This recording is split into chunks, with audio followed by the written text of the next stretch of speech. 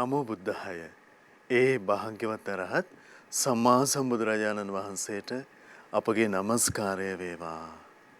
ඉතින් ඉරිදා රාත්‍රියේ ශ්‍රද්ධාලක්කිරු ශ්‍රාවක ප්‍රේක්ෂක අවකාශයේ පුරාමත් අන්තර්ජාල සජීව අවකාශයන් පුරාමත් මුළු මහත් ලෝකයේම සදැහැති පින්වතුන් සියලු දෙනා එක්රාශී කරගෙන පින්වන්ත ඔබේ ආලින්දයේදී අපි ඔබ මුණ ගැහෙනවා ගරුතර මහා සංඝරත්නයේ ආශිර්වාදයෙන් ශ්‍රද්ධා ධම්සභා මණ්ඩපය අරගෙන.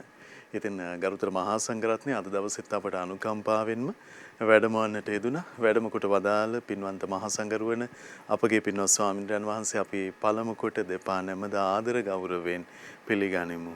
ස්වාමීනි අපගේ নমස්කාරය වේවා.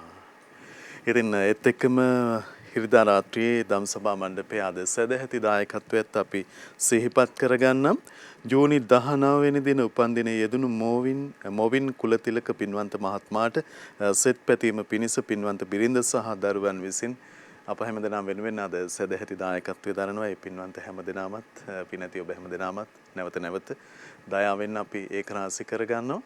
ඉතින් ධම්සභා මණ්ඩපයේ පළමු අධීරයේ අපේ පින්වත් ස්වාමීන් වහන්සේ සුපුරුදු ලෙසින් අපිට දහම් අවවාද ලබා දෙනවා. ඒ වගේම ඉන් අනතුරු 0112 548 ඔස්සේ ඔබේ දහම් ගැටලුත් සුපුරුදු ලෙස අද දවසේ ලබා ගනිමින් දහම් අවවාද අපිට දිගටම මේ හෝරා දෙකකට ආසන්න කාලය තුල ලබා ගන්න පුණ්‍ය අවකාශය දෙනවා. ඉතින් මේ පිළිබඳව අපේක්ෂාවෙන් රැඳෙන්න කියලා අපි ඔබට ආරාධනා කරන්නේ. ඉතින් ජීවිතයේ අරබයා ජීවිතයේ උදෙසා අටලෝ දහම ඊටාම අපි නොසිතූ වෙලාවේ උදා වෙනවා නිරන්තරයෙන්. වෙලාවකට අතිශය බිහිසුණුයි දරුණුයි. ඉතින් බාධා කම්කටොළු මැද්දේ තමයි අපිට අපේ ජීවිතය අරගෙන යන්න වෙන්නේ. අපිට සැනසීම පිණිස වන්නේ භාග්‍යවතුන් වහන්සේ වදාළ උතුම් ධර්මය කියලා ඔබ දන්නවා. ඉතින් අපි අද දවසේ ගරුතර මහා සංඝරත්නයේ පාමුල ඒ ධම් සභා මණ්ඩපය ආරම්භ කරන්න අවස්ථාව දා කරගනිමු. මහා සංඝරත්නය වන්දනා කොටගෙන ආරාධනා කරමු.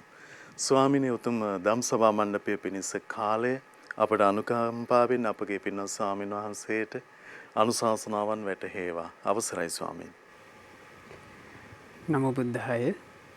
පළමු කොට අපි කොයිකාගේ කල්යාණ මිත්‍ර මාගේ ගුරු දේවෝත්තම පරම පූජනීය පින්වත් ලොකු ස්වාමීන් වහන්සේ නිදුක්ව නිරෝගව දීර්ඝායුෂ සම්පන්නියම ලබත්වා. සාදු සාදු සාදු.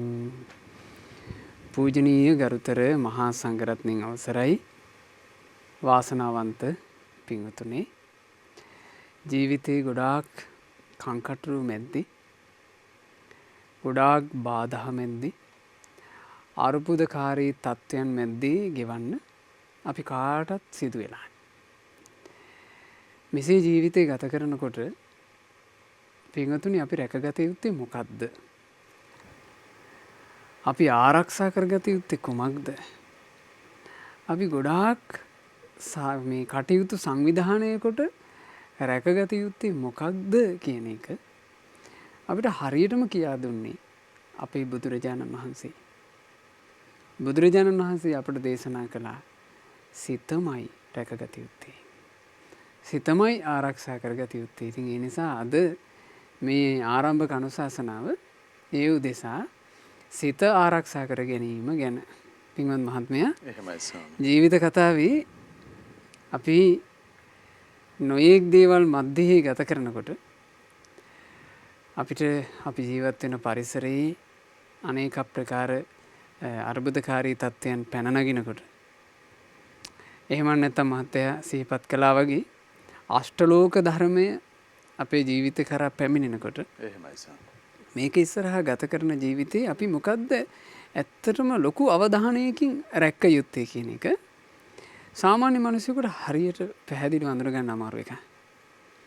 බුදුරජාණන් වහන්සේ වදාළ මේ අර්ථය බලන්න. ඉත්‍යාවා භික්කවේ පුරිසස්සවා නායං කායෝ ආදාය ගමනීයෝ. මහණෙනි, ස්ත්‍රියක් හෝ වේවා පුරුෂයෙකු හෝ වේවා මේ කය පරලොව ගෙන යන්නේ නැත.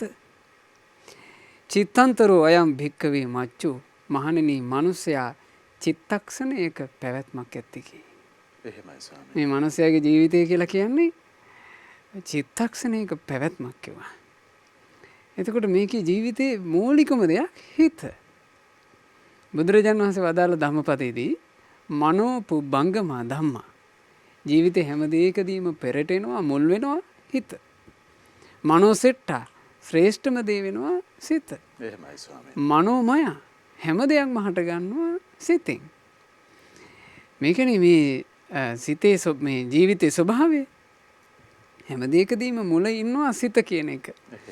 හැබැයි මහත්තයා සාමාන්‍ය ජීවිත කතාවල ගත්තොත් එහෙම අපි කාගෙන් හරි ඇහුවොත් එහෙම අපි මේ සාමාන්‍ය ජනයාගෙන් ඇහුවොත් එහෙම ඔබ හිත ආරක්ෂා කරන කෙනෙක්ද කියලා එකපාර උත්තරයක් දී ගන්න බැරුව හිර වෙනවා. ඔබ තමන්ගේ හිත රකින්නවාද කියලා ඇහුවොත් එකපාර ඒක යාට අනපේක්ෂිත ප්‍රශ්නයක්. එහෙමයි ස්වාමීනි. බොහෝ මිනිස්සුකින් අපි ඇහුවොත් එහෙම ඔබ හිත රැකගෙනද ඉන්නේ කියලා එයාට එකපාර හිතා ගන්න බැරුව වෙනවා. ඇත්තටම මං හිත රැකගෙන ඉන්නේ කියන එක සම්බන්ධයෙන්.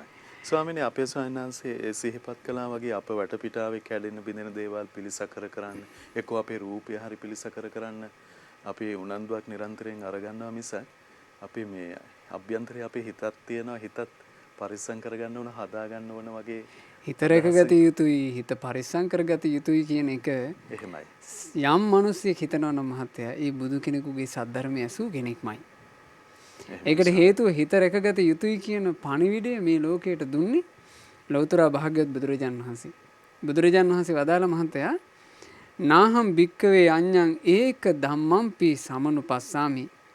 මහණෙනි මං බුදු ඇසින් වෙනත් එකම ධර්මයක්වත් වෙනත් එකම දෙයක්වත් දකින්නේ නැහැ. යං ඒවං අදන්තං අගුත්තං අරක්කිතං අසංවතං. යම් අයුරකින් দমনය කරගන්න බැරුව ගියොත් වරදින් වළක්වා ගන්න බැරුව ගියොත් ආරක්ෂා කරගන්න බැරුව ගියොත් සංවර කරගන්න බැරුව ගියොත් මහතෝ අනත්ථාය සංවත්තති ජීවිතේට මහා අනර්ථයක් කරන යතහිදං චිත්තං මේ සිත තරම් රැකගන්න බැරි වුණොත් අනර්ථයේ පිණිස පවතින වෙනත් දෙයක් නැත. සිත තරම් වරදින් වළක්ව ගන්න බැරි වුණොත් අනර්ථයේ පිණිස පවතින වෙනත් දෙයක් නැත. සිත තරම් ආරක්ෂා කරගන්න බැරි වුණොත් ජීවිතයට අන්තර පිණිස පවතින වෙනත් දෙයක් නැත. සිත ගොඩාක් වැදගත් එකක්. මහණෙනි යම් කෙනෙකුට පුළුවන් වුණොත් එහෙම දන්තං මේ සිත හොඳට দমনය කරගන්න. ගුත්තං මේ සිත වරදින් වළක්වා ගන්නට. රක්කිතං මේ සිත හොඳට රැක ගන්නට. සංවතං මේ හිත හොඳට සංවර කර ගන්නට. එය මහතු අත්ථාය සංවත්තති. මහතු අර්ථය පිණිස හේතු වෙනවා. දැන් බලන්න මහත්තයා අභ්‍යන්තරයේ අපි හැමෝගෙම තියෙන එකක් සිත. එහෙමයි. අපි හැමෝම හිත වැඩ කරනවා. හිත කටයුතු කරනවා. හිත මූලික වෙලා ජීවිතේ ගොඩක් දේවල් කරනවා. හැබැයි හිත මූලික වෙලා ජීවිතේ ගත කරන අපි හිත රැකගත යුතුයි කියලා නම් හිතන්නේම නැති තරම්. මේ හිත රැකගත යුතුයි හිත රක්ෂා කරගත යුතුයි කියලා කෙනෙක් හිතන්නේ. ඒ හේතුව මහත්තයා එයාට හිත කියන එක සම්බන්ධයෙන් මෙන්න මෙහෙම හැඟීමක් තියෙනවා. මං හිතන ඒවා කාටවත් පේන්නේ නැහැ. මං හිතන ඒවා කවුරුත් දකින්නේ නැහැ. මං හිතන ඒවා සම්බන්ධයෙන් අනික් කෙනෙකුට දැක ගන්න පුළුවන්කමකුත් නැහැ. මම මෙහෙම හිතන කෙනෙක් කියලා අපිට බාහිරට පෙන්වන්නත් බෑ. එහෙමයි. බලනවාත් අපි සාමාන්‍යයෙන් මං මෙහෙම අඳින කෙනෙක් කියලා අපි ඇඳලා පෙන්නනවානේ. ඔව් ස්වාමීනි. අපි අපේ දැන් අපි ගත්තොත් එහෙම අපේ නිලතල ඨානාන්තර අපි බාහිරට පෙන්නනවා මං මෙහෙම කෙනෙක්.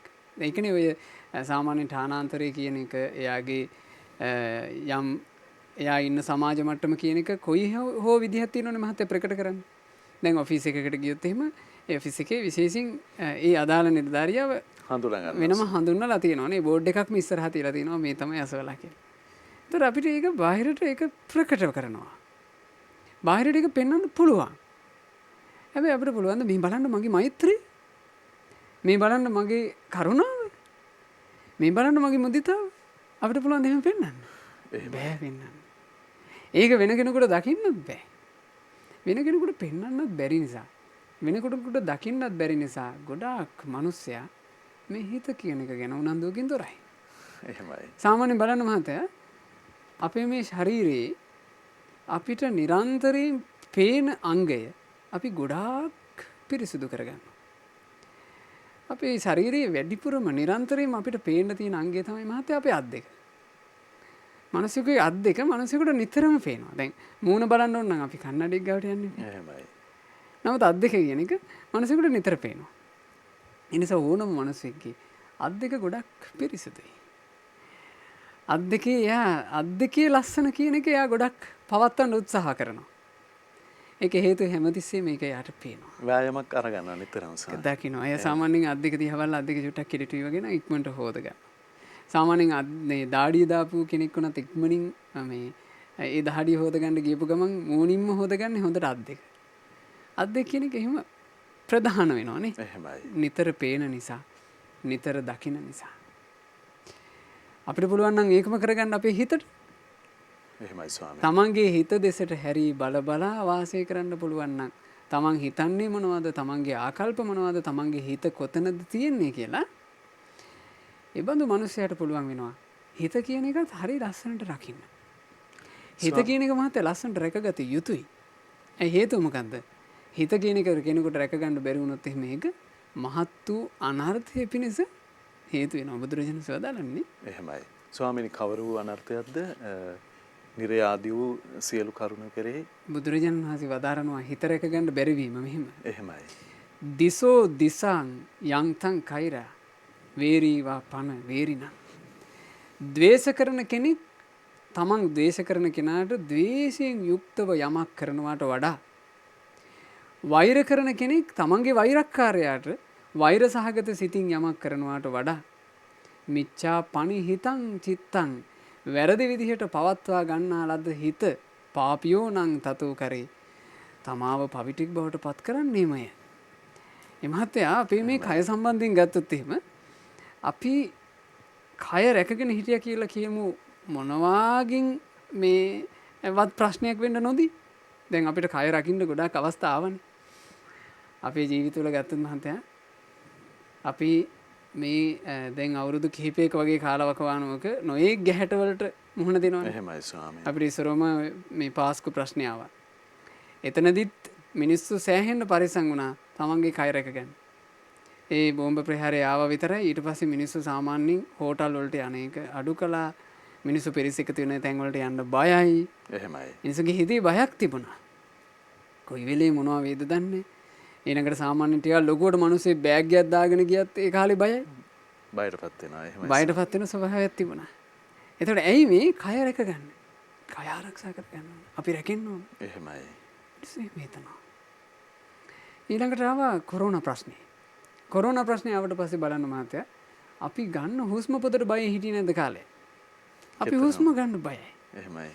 අපි ඒ හුස්ම ෆිල්ටර් කරලා ගන්න නොයෙක් විදිහට මේ මාස්ක් දානවා, තවන් නොයෙකුත් ආරක්ෂක විධිවිධාන අපි යොදනවා, අත් සුද්ධ කරගන්නවා, මීටරේ පරතරේ තියාගන්නවා. ගොඩාක් දේ අපි කළා. අපි ඒ රැක්කේ කය. අපි ආරක්ෂා කරන්න මහන්සි ගන්න. එහෙමයි. අපි හිතුවා අපි රැකගෙන මේ ශරීරයේ කොච්චර කල් රැකගෙන ඉන්නද? මේ ශරීරයේ මෙසේ රැකගෙන ඉද්දීම මහත්තයා අපිට රකින්න බැරි තැනට යනවද නැද්ද? යනවාමයි. එහෙමයි. අපේ උත්සාහයන් පරාජය වෙන තැනක් අපේ උත්සාහයන් පරදින තැනක් එනවා. එහෙමයි ස්වාමී. මේ කය රැකගෙන ඉඳලා එසේ රැක ගන්නා ලද කය සියලු ජනයා අත්හැර යනවා. මේ ලෝකෙ මියදෙන හැමෝම මේ කය අත්හැර යනවා. ඒ හැම කයක්ම මහත්තයා එයා ගොඩක් රැකපු කයක්. ඒ කයට ගොඩාක් ඔපරේෂන් කරලා ඇති. ඒ කයට ගොඩාක් පෙති දීලා ඇති. ඒ කයට ගොඩාක් විටමින් ජාති දීලා ඇති. එහෙමයි. ඒ කයට සුදුසු කාලයන්හි එන්නත් කරණය කරලා ඇති. ඒ කයක නේක ව්‍යායාමයෙන් ඒ කය නිරෝගී කරන්න මහන්සි අරගෙන ඇති. ඊළඟට ඒ කය නේක සැරසිල්ලෙන් සරසවා ඇති. එහෙමයි ස්වාමී. ඒ කය අත්හැරලා දාලා මිනිස්සයා ගියාට පස්සෙත් ඒ මිනිස්යාගේ ඥාති සමූහය එකතු වෙලා සත්කාර කරන්නේ කුමකටද මහත්තයා? කයටමයි. ඒ කය ලස්සනට පෙට්ටියක තියා සරසනවා. ඒ කයට පිළිවෙලකට මේ එම්බාම් එක කරනවා. ඒ කය ටිකක් වැඩි දවසක් තියාගන්න ඕන නම් වැඩි දවසක් තියා ගැනීම පිණිස එම්බාම් කරනවා. එහෙමයි. සමහරවිට ඔය මේ මල් ශාලා ගැන කතා වෙනවා මිනිස්සු මේ අසවල් තැනින් කරත් එහෙම ලස්සනට ඒගොල්ලෝ කරනවා. කියලා කතා වෙනවා. එහෙමයි. අසවල් තැනින් එම්බාම් කටයුතු සහ ඒව කරනවා නම් ඒ මල් ශාලාවේ කටයුතු හරි ලස්සනයි. ඒ නිසා අපි එතෙන්න බාර දෙන්න ඕනේ. එහෙම කතා කරනවා. ඊට පස්සේ ඒ වටේ නොඑක් සැරසිලි කරලා මිනිස්සු කයටමයි සත්කාර කරන්නේ නේ. එහෙමයි ස්වාමීන්. මේ කය ඔහොම රැකගෙන ඉඳලා අපි කය අත්හැර යනවා. කය සම්බන්ධයෙන් කෙනෙක් ආරක්ෂා කළ යුතුයි කියලා කල්පනා කළොත් එහෙම ඒ කය රකින්නවා කියන ආසාව තරව තියෙන මනුස්සයාටත් මේ කය ස්ථිරවම රැක ගන්නවා කියන එක කරගන්න බැරුව යනවා. මොකද මේ කයට බාහිරින් හරි පහසුවෙන් උපද්‍රවයක් කරන්න පුළුවන්. බාහිර මදුරුවෙකුට මේ කයට උපද්‍රව කරන්න පුළුවන්. ඇහැට නොපෙනෙන වෛරස් එකකට මේ කයට උපද්‍රව කරන්න පුළුවන්. අන්තවාදීන්ට මේ කයට උපද්‍රව කරන්න පුළුවන්. එහෙමයි ස්වාමීන්. ත්‍රස්තවාදීන්ට කයට උපද්‍රව කරන්න පුළුවන්. අනවිනයෙන් කොඩි විනයෙන් කයට උපද්‍රව කරන්න පුළුවන්. හදිසි අනතුරෙන් කයට උපද්‍රව වෙනවා. ගොඩක් දේ තියෙනවා. කයට උපද්‍රව කරලා අපි හිතුව මහත්තයා මේ කයට කරන ලද උපද්‍රවයකින් කරන්න පුළුවන් මහා විනාශය තමයි මරලා දාන එක. අවසානම තැන ස්වාමීන්. මේ කයට කරන විනාශ වලින් අවසානය ඒකනේ නේ. එහෙමයි ස්වාමීන්. මේ කය මරලා දාන්න පුළුවන්. ඊට වඩා දෙයක් පරිබාහිර කෙනෙකුට කරන්න බෑ. එයා කරන දරුණුම දේ ඒකනේ. මරලා දානවා.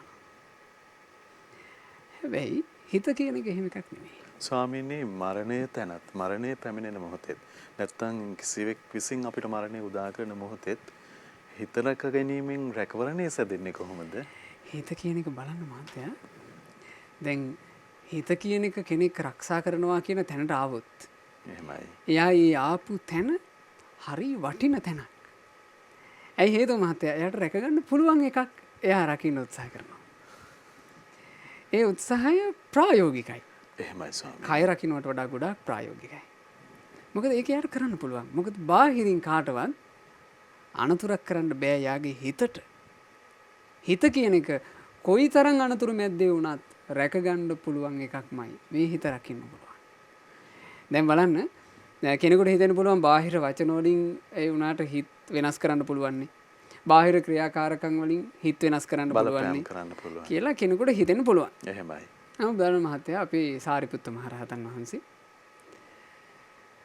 ඒ කාලේ මේ සාරිපුත්ත මහරහතන් වහන්සේ වැඩ ඉන්නකොට රජගහ නුවර මිනිස්සු අතරේ හරියට ගුණරාවයක් තිබ්බ අපේ සාරිපුත්ත මහරහතන් වහන්සේ කියන්නේ සාරිපුත්ත මහරහතන් වහන්සේට කේන්ති යන්නේ කියලා.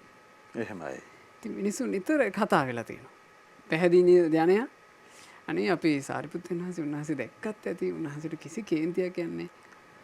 එහෙම මිනිස්සු කතාවේ ඉඳලා තියෙනවා. ඕක අහගෙන හිටිය බමුණෙක්. මේ බමුණ අහගෙන ඉඳලා මේ බමුණට මේක විශ්වාස කරන්න බෑ. මිනිස්සයා කල්පනා කළා ඕකෝයි කිව්වට මම චෙක් කරලම බලන්න ඕන. දැන් මේ මිනිස්සයා සාරිපුත්ත මහරහතන් වහන්සේට කේන්ති යන්නේ නැද්ද කියලා බලනවා. බලන්න මොකද්ද කළේ මහත්තයා? සාරිපුත්ත මහරහතන් වහන්සේ පිණ්ඩපාතේ වැඩනකොට මිනිහා පස්සෙන් ගියා. කවුරුත් පේන්න නැති පාළු තැනකදී සාරිපුත්ත මහරහතන් වහන්සේගේ පිට හරහට වේගවත් පහරක් ගැහුවනේ. දැන් බලන්න සාරිපුත්ත මහරහතන් වහන්සේගේ කයට පුළුවන් පහරක් ගහන්න. ඒ උත්තමයාගේ කය ඉස්සරහට වීසි වෙන විදිහට පහරක් ගැහුවා. එහෙමයි. ඒ පහර කයට වැදුනා. හැබැයි මහත්තයා හිතට වැදුනේ. සාමාන්‍යයෙන් අපේ ශරීරවලට කවුරු හරි පහරක් ගැහුවොත් එහෙම මහත්තයා ඒ පාර කයට වැදිලා රිදුන් දීලා ඒක යම් සුළු මොහොතකින් ඒක ඉවරයි. එහෙමයි. හැබැයි හිතට වදින පාර ඒක අවුරුදු ගණන්.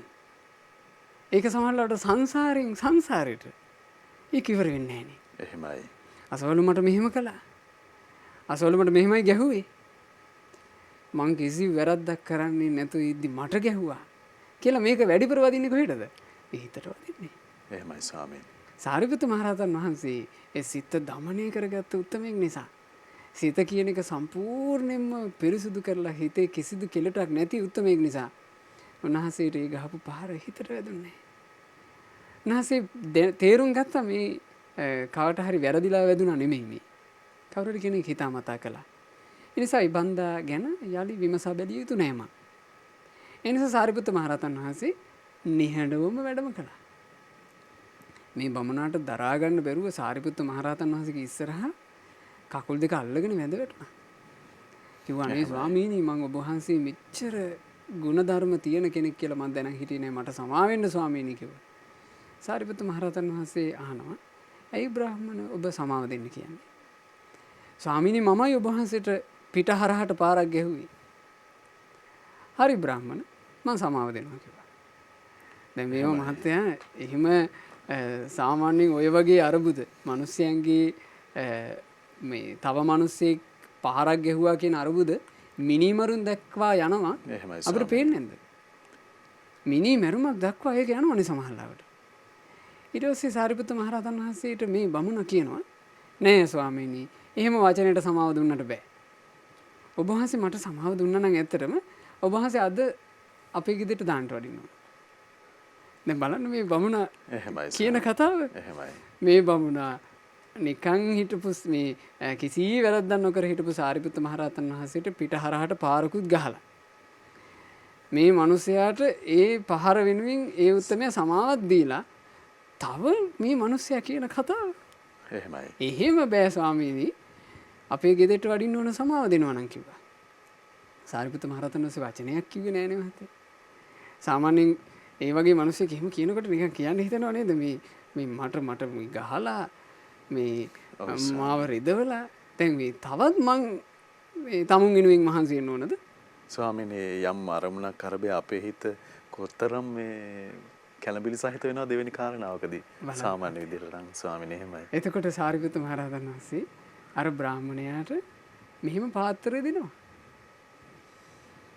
බ්‍රාහ්මණය පාත්‍රය තරගෙන හරි සන්තෝෂයෙන් සාරිපුත්ත මහරහතන් වහන්සේ වැඩමුවා. ඉතින් සාමාන්‍යයෙන් කෙනෙක් කිව්වොත් එහෙම බාහිර වචනයකට අපේ හිත වෙනස් කරන්න පුළුවන් කියලා ඒක වැරදි. බාහිර ක්‍රියාවකට අපේ හිත වෙනස් කරන්න පුළුවන් කියලා කිව්වොත් ඒක වැරදි. එහෙමයි. ඒක වැරදි බවට සාක්ෂිය සාරිපුත්ත මහරහතන් වහන්සේ. සාරිපුත්ත මහරහතන් වහන්සේගේ ජීවිතය ගැන තියෙනවා මහත්තයා ලස්සන ගාථාවක්. හරියට ඒ උත්තමයාගේ හිත රහදෝපි අපේත කද්දමෝ මඩ නැති විලක් වගේ කියනවා. මඩ නැති විල මහත්තයා කලඹන්න බෑ. එහෙමයි. මඩ තියෙන විල කලඹන්න දේ ඒකෙම තියෙනවා. දැන් බලන්න සමහර විල් එහෙම නැත්තම් වතුර වලවල් තියෙනවා අඩිය මඩ තියෙනවා. එතකොට මහත්තයා කැළඹිලා නැතිකොට මේක හරි ශාන්තයි. නිකන් වතුර පැහැදිලිව පේනවා අඩියක් පේනවා. ඉතින් ඒක දැක්කයින් පස්සේ මිනිස්සුන්ට හිතෙනවා අපේ ශාන්තයි කියලා. හැබැයි පොඩ්ඩයි මේක කලත්තන්න ඕනේ. සම්පූර්ණයෙන් මහත්තයා බොර වෙලා යනෝනේ. එහෙමයි. අපේ හිත හරියට මඩ මේ පිරිච්චි මඩ මේ පිරී ගියපු මඩෙන් කැළතෙන විල් වගේ. මඩ කියන එක කැදලි පිටින් තියෙන්නේ අපේ හිතවල. එහෙමයි. සාරිපුත්ත මහරහතන් වහන්සේගේ හිත ගැන. එහෙම නැත්නම් රහතුන්ගේ හිත ගැන ධර්මයේ තියෙන්නේ. ඒ හිත කිසිදු මඩක් නැති මඩ රහිත විලක් වගේ. මොනවා කරලවත් කලඹන්න බෑ. මොනවා කරලවත් කලඹන්න බෑ.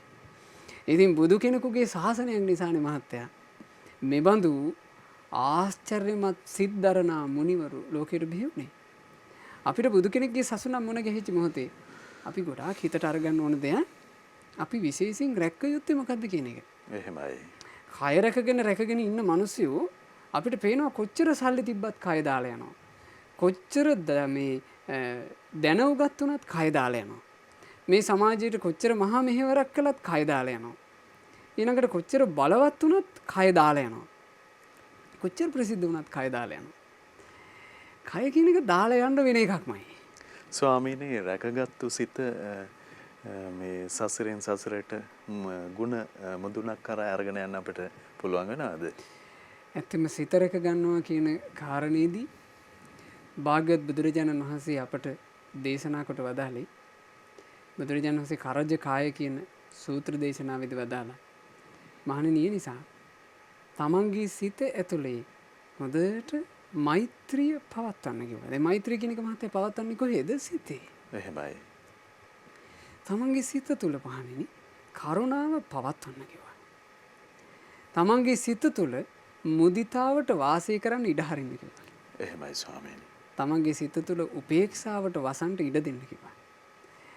යම් කෙනෙකුගේ සිත තුල මෛත්‍රී කරුණා මුදිතා උපේක්ෂා සහ අනිකුත් ගුණධර්ම.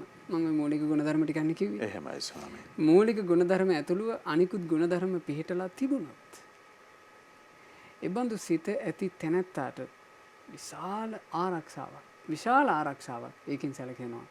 ඇයි හේතුව? එයා හිත ඇතුලේ රෝපණය කරගන්න දේ එයා දාලා යන්නේ නැහැ. කය වෙනුවෙන් හදාගන්න ඔක්කොම එයාට දාලා යන්න වෙනවා. එහෙමයි. හිත ඇතුලේ රෝපණය කරගන්නා වූ කිසිවක් එයාට දාලා යන්න වෙන්නේ නැහැ. එහෙමයි. මේක තමයි වෙනස. එහෙ. කය වෙනුවෙන් අපි කරන ඔක්කොම ටික මෙහි අපි දාලා යන්න වෙනවා. ඒක බෑ අපිට අරන් යන්න. හැබැයි හිත ඇතුලේ අපි රෝපණය කරගන්න දේ මහත්තයා අපිට යන්න තැනක අරන් යන්න පුළුවන් දෙයක්. ස්වාමීනි හරිය සොඳුරු අර්ථයන් මතු වුණ අර හිත රැක ගැනීම ප්‍රායෝගික බව අපේ ස්වාමීන් අපිට පහදලා දුන්නේ. ස්වාමීනි දැන් අපේ ජීවිත කාලය තුල සාධනයේ විච අරමුණු ගැන අපි විටින් විට හොයලා බලනවා. ගේ දොර හදාගත්තද, දූ දරුවන් කොහොමද, කුමන අරමුණු වලට අපි ආවද කියලා. ස්වාමීනි එපමණකින් අපි අපේ හිත ගැන හොයලා බලනවද? මගේ ඉවසීම කොහොමද? මට කොච්චරක් කේන් තියනවද කියලා මේ ඒ ගැන තියෙන අවධානය එහෙම විටින් විට අපේ හිත විපරම් කිරීම වැදගත් වෙනවද ස්වාමී? මහත්තයා අපේ හිත විපරම් කළ යුත්තේ කවුද? අපිමයි. එහෙමයි. සාමාන්‍යයෙන් අපේ කය අනිත් අය විපරම් කරනවා. අපේ කයත් අරගෙන අපි ගමන් බිමන් යනකොට අනිත් අය අපි ගැන විපරම් කරනවා. අනිත් අය සමහරවිට අපි ගැන කතා වෙනවා. එහෙමයි. ඒ නිසා අපි ගමනක් බිමනක් යනකොට සෑහෙන්න හිතන්නේ නැද්ද අඳින විදිය ගැන? උඩට ඇන් දෙක යටට මැච් වෙනවද? යටට ඇන් දෙක උඩට මැච් වෙනවද? ඇඳුමට සපත්තු දෙක ගැලපෙනවද? ඇඳුමට දාපු ඔරලෝසුව ගැලපෙනවද? කීයක් හිතනවද මහත්තයා අපි ගමනක් යනකොට? ඇයි හේතුව? බාහිර බලාගෙන ඉන්නවා. බාහිර බලාගෙන ඉඳලා මිනිස්සු කතා වෙනවා. අරයාගේ උඩ ඇඳුමට යට එක මැච් වෙන්නේ නැහැ නේ කියලා කතා වෙනවා. අරයාගේ ඇඳුම නම් හොඳයි, ඇඳුමට ඒ වුණාට සපත්තු දෙක මැච් වෙන්නේ නැහැ නේ. එහෙමයි සර්. එහෙම කතා වෙනවා. එයාගේ හෙයා ස්ටයිල් එක අවුල් නම් එයාගේ මූණට ඒ ස්ටයිල් එක හරියන්නේ නැහැ නේ. මිනිස්සු කතා වෙනවා. එයා දාලා ඉන්න කණ්ණාඩි දෙක නිකන් එයාගේ මූණට මැච් වෙන්නේ නැති දැන්. එයා ගැන අපි කතා වෙනවා. එයාගේ මූණට ওই જાති කණ්ණාඩි දෙක නෙවෙයි හරියන්නේ. මේ වගේ දෙයක් හොඳයි කියලා ඔන්න මිනිස්සු මේ බාහිර කය සම්බන්ධයෙන් කොච්චරනම් විපරම් කිරීම කරනවද? කය සම්බන්ධයෙන් විපරම් කරනවා.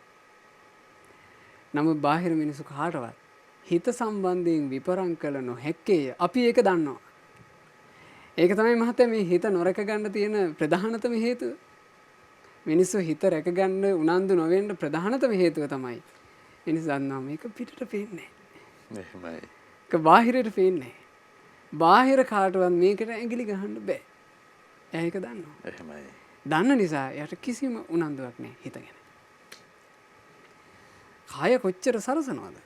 කයට අදාළ දේවල් බාහිරට අදාළ දේවල් කොච්චර සරසනවද? තමන් ස්මාර්ට් දුරකථනයක් ගත්තොත් එහෙම ওই ෆෝන් එක සම්බන්ධයෙන් මිනිස්සු කොච්චර රැකවරණය ගැන හිතනවද? හදිස්සි අපි හිතමු එයාට අත බුරුල් වෙලා අත්වැරදීමකින් ෆෝන් එක බිම වැටුණා. වැටිච්ච ගමන් නිකන් පපුවත් වැටෙනවා වගේ දැනෙනවනේ. එහෙමයි. මේකේ ඩිස්ප්ලේ එකට මොන හරි වුණාද කියලා ඉක්මනින් බලනවා. එහෙමයි. තමන් අලුතෙන් වාහනයක් ගත්තොත් එහෙම වාහනේ සම්බන්ධයෙන් කොච්චර හිතනවද? තමන් අලුතෙන් ඇඳුමක් ගත්තොත් එහෙම ඇඳුම සම්බන්ධයෙන් කොච්චර හිතනවද? ගොඩක් අපේ ජීවිතේ බාහිරින් සම්බන්ධ හැම දෙයක් ගැනම අපි රැකවරණයේ ආරක්ෂාව හිතනවා. අපි ඒ මට්ටමින් අඩු ගානේ ඒ මට්ටමින් අපි හිත ගැන රැකවරණයක් උදෙසා බලනවාද? ඒක ඔබට ඔබම ප්‍රශ්නයක් විදිහට නගාගත යුතු දෙයක්. ස්වාමීනි ඒ කරුණාරබය අපි සංවේදී වෙන්න විදිහ දැන් අපේ ස්වාමීන්වහන්සේ මේ නොඑක ආකාරයෙන් අපිට පෙන්වලා දුන්නු ආකාරයට සහර මේ කොවිඩ් සමයේ ඇත්තටම අපි කොතරම් පිළිපැද්දද කොතරම් ඉක්මනින්ම මුවාවරණේ පැලඳගත්තද ඒ ආරක්ෂක විධිවිධාන හරියට බයෙන් සංවිධානය වුණානේ ස්වාමීනි. ඒ පරිද්දෙන් හිත අනතුරේ වැටේවි කියලා හරි තිගැස්මෙන් යුතුව බයෙන් යුතුව අවධානයෙන් යුතුව පසුවන්න තියෙන ඉඩ අපි කවදා කොහොමනම් හදාගන්න ස්වාමී. ඒ ඉඩ මහත්තයා අපිම හදාගත යුතුයි. බුදුරජාණන් වහන්සේ දේශනා කළා නතං මාතා පිතා කෛරා මේ ඔබගේ මව් කර දෙන්නේ නැත. මේ ඔබගේ පියා කර දෙන්නේද නැත. අඤ්ඤේ වාපිච්ච ඥාතකා මේ වෙනත් ඔබට ආදරය කරන ඥාතියෙකුට හිතවෙතෙකුට කර දෙන්නට බැරිය.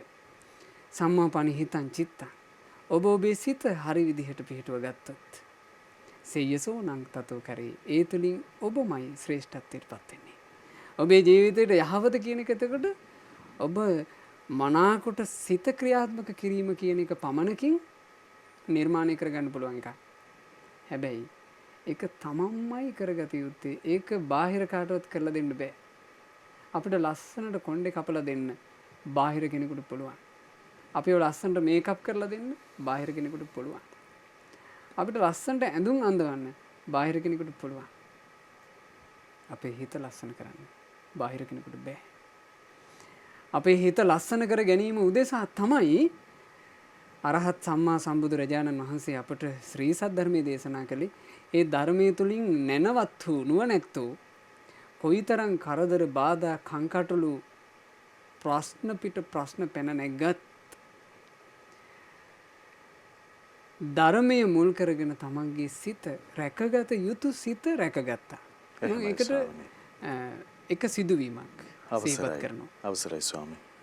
ඒක මහත්තයා බුදුරජාණන් වහන්සේ ජීවමානව වැඩ හිටපු කාලේ වෙච්ච එකයි. මහානාම මහානාම කියලා කියන්නේ ශාක්‍යයන්ගේ අග රජ. ශාක්‍ය රජු. ශාක්‍ය දේශයේ රජු බුදුරජාණන් වහන්සේ කපිලවස්තුවේ වැඩ ඉද්දී බුදුරජාණන් වහන්සේ දකින්ට පැමිණෙනවා. පැමිණෙද්දී මේ ශාක්‍ය රජු කියලා කියන්නේ හොඳ ඥානවන්ත කෙනෙක්. ඒක පේනවා ඔහු කතා කරපු දෙයි.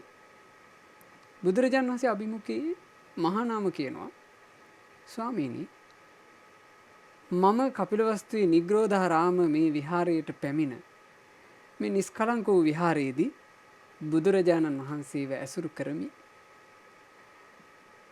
මනෝභාවනීය වූ භික්ෂුන් වහන්සේලාද ඇසුරු කරමි. මනෝභාවනීය කියලා කිව්වේ මහත්තයා වඩන ලද සිත් ඇති. එහෙමයි ස්වාමීනි.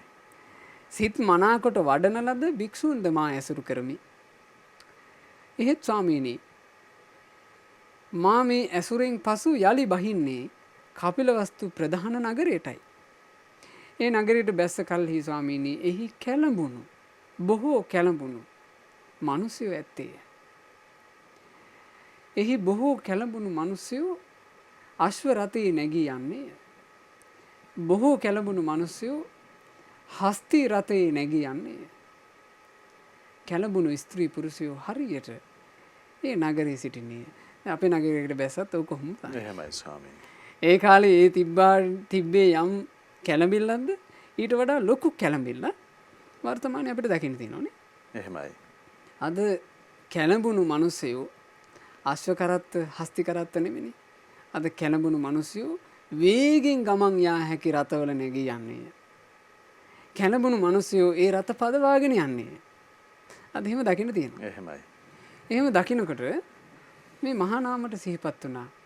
හදිසියේ හෝ මේ කැළඹිල්ල අතරේ කැළඹුණු ජනයා මැද මට මගේ කය අත්හැර දැමීමට සිදු වුණත් ඒ හිතපු එක නම් මහත්තයා හරි විස්මයජනකයි. මට මාගේ මේ කය අත්හැරලා දාලා යන්න වුණොත් ඇයි මේ කය අත්හැරලා දාලා යනවා කියන එක මේ ලෝකේ උපන් සියලු දෙනාගේ උරුමේ. සාමාන්‍ය මහත්තයා ජීවිතයේ යෙදෙන ගොඩාක් ගමන් අපි කලින් සැලසුම් කරගෙන යන ගමන්. අපි ඒවට ලැහැත් වෙනවා. අපි පිළිවෙලක් වෙනවා. අපි අනිත් අයට කියනවා. ගොඩාක් ගමන් අපි එහෙමයි යන්නේ. නමුත් මහත්තයා කය අත්හැර දමා යන ගමන අපි ලේසි කෙනෙක් සූදානම් වෙලා යන්නේ. යම් වෙලාවකට මිනිස්සුන්ට යෙදෙනවා එයාලා වැරදි කරාට පස්සේ එයාගේ කය අත්හැර යන වෙලාව එයා දන්නවා. එයාට නීත්‍යානුකූලව මරණ දඬුවම් ලැබෙනවා. නුඹ මේ වෙලාවට මරනවා. මේ තප්පරයට නුඹව මේ ඝාතනය කරනවා. ඒ බඳු තැනැත්තා මහත්තයා ඒ ගමනට සූදානම් වෙනවා කියලා කියන්න බෑ. ඒ බඳු මිනිස්සයා පතමින් ඉන්නවා. අනේ ඒ හෝරාප පරක්කු වේවා. එහෙමයි. ඒ මොහොත පරක්කු වේවා. ඒ මොහොත මොකක් හෝ බලවේගයක උදව්වෙන් වෙනස් වේවා. පතමින් ඉන්නවා. ඒ මිනිස්සයා අර මරණේ තප්පර ගාන ලං වෙනකොට ඉන්නේ උහුලා ගන්න බැරි බයකින්. දරා ගන්න බැරි බයකින්. එහෙමයි. ඒ නිසා මරණය කියලා කියන්නේ එහෙම නැත්නම් කය අත්හැර දමා යන්න වෙනවා කියන්නේ මහත්තයා අපි සූදානම් නොවී එන එක. අපි දන්නේ නැහැ. ඇත්තටම අපි කියනවානේ අපි මරණය කරා යනවා කියලා. ඇත්තෙම මරණය කරා අපි යනවා නෙමෙයි මහත්තයා අපි කරා මරණය එනවා. එන වෙලාව අපි දන්නේ අපිට කිසිම බලාපොරොත්තුවක් ඒ ගැන නැහැ සාත්. එහෙමයි. අපිට තැනක් කියන්න බෑ. අපිට විදිහක් කියන්න බෑ. අපේ වයස් මට්ටමක් කියන්න බෑ. කාල වේලාවක් කියන්න බෑ. අපිට එකම එකක් කියන්න පුළුවන් මහත්තයා. ඒක බුදුරජාණන් වහන්සේම දේශනා කළා. නත්ති මච්චුස්ස නාගමු මරණය නොෙන්නේ නම් නැත. අන්න ඒක අපිට කියන්න පුළුවන්. ඒක ස්ථිරයි. ඒක ස්ථීර වචනයක්. අපිට කියන්න පුළුවන් මරණය නොෙන්නේ නම් නැත. එන්නේම. මහානාම කල්පනා කළා. මගේ ජීවිතේට ඒ මරණය එනකොට මට බුදුරජාණන් වහන්සේ සිහියේ නගා ගන්න බැරි වුණොත්, මට ධර්මයේ සිහි කරගන්න බැරි වුණොත්, මට සංගරුවන සිහි කරගන්න බැරි වුණොත්, අනේ මට මොකක් වෙයිද? මේ රජෙක් හිතේ මහත්තයා. එතකොට බුදුරජාණන් වහන්සේ මහානාමට කියනවා මා බහයි මහානාම. මහානාම ඒ ඔබ බය වෙන්න එපා. මා බහයි මහානාම ඒ ඔබ කිසිම බයක් ඇති කරගන්න එපා. දීඝ රත්තංකෝ මහානාම සද්ධා පරිභාවිතං චිත්තං. මහානාම යං සිතං දීර්ඝ කාලයක් ශ්‍රද්ධාව තුල වඩන ලද්දේ නම් සීල පරිභාවිතං චිත්තං.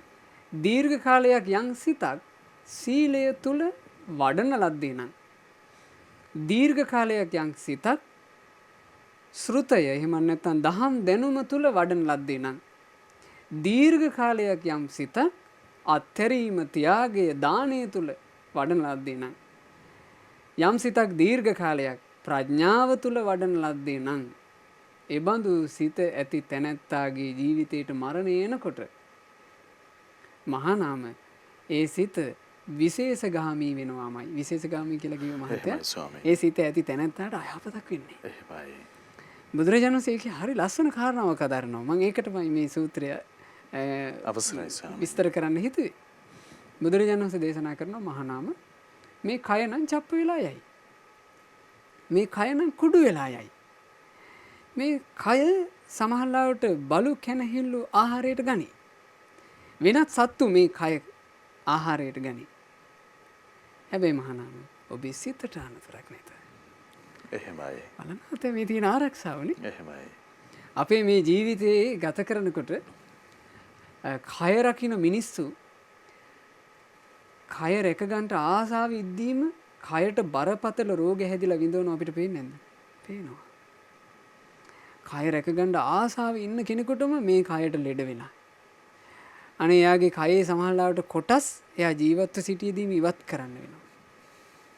ගොඩාක් දේ අපිට පේනවා මහත්තයා. මේ කය ගැන කිව්වොත් එහෙම අපි මේ යම් සුළු ප්‍රමාණයක් මේ පින්වතුන්ලට ඉස්මතු කරලා පෙන්වන්නේ ඊතුරු කොටස පින්වතුන්ලට හිතා ගැනීමටයි. මොකද අපි මේ සම්පූර්ණ විස්තර කියන්න ගියොත් එහෙම ඒ උදෙසාම ලොකු කාලයක් යනවා. එහෙමයි ස්වාමීනි. ඒ නිසා මේ කය සම්බන්ධයෙන් බලන්න. කය කියන එක නිසා මිනිස්සු කොයිතරම්නම් වෙහෙසටපත් වූ රෝග පීඩා ඇතුව ඉන්නවද? ඒ හැමෝම කය රැක ගන්න කැමති අය. ඒ අය යම් අයුරකින් බෙහෙත් කර උත්සාහ කරන්නේ මේ කය ආරක්ෂා කරගන්නමයි.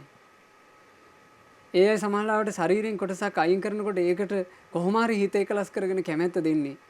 කයේ ඉතුරු කොටස රැක ගන්න කැමැති. කය රකින්න ආසාව ඉන්න කෙනාගේ කයට විපත්ති වෙනවා පේනවා.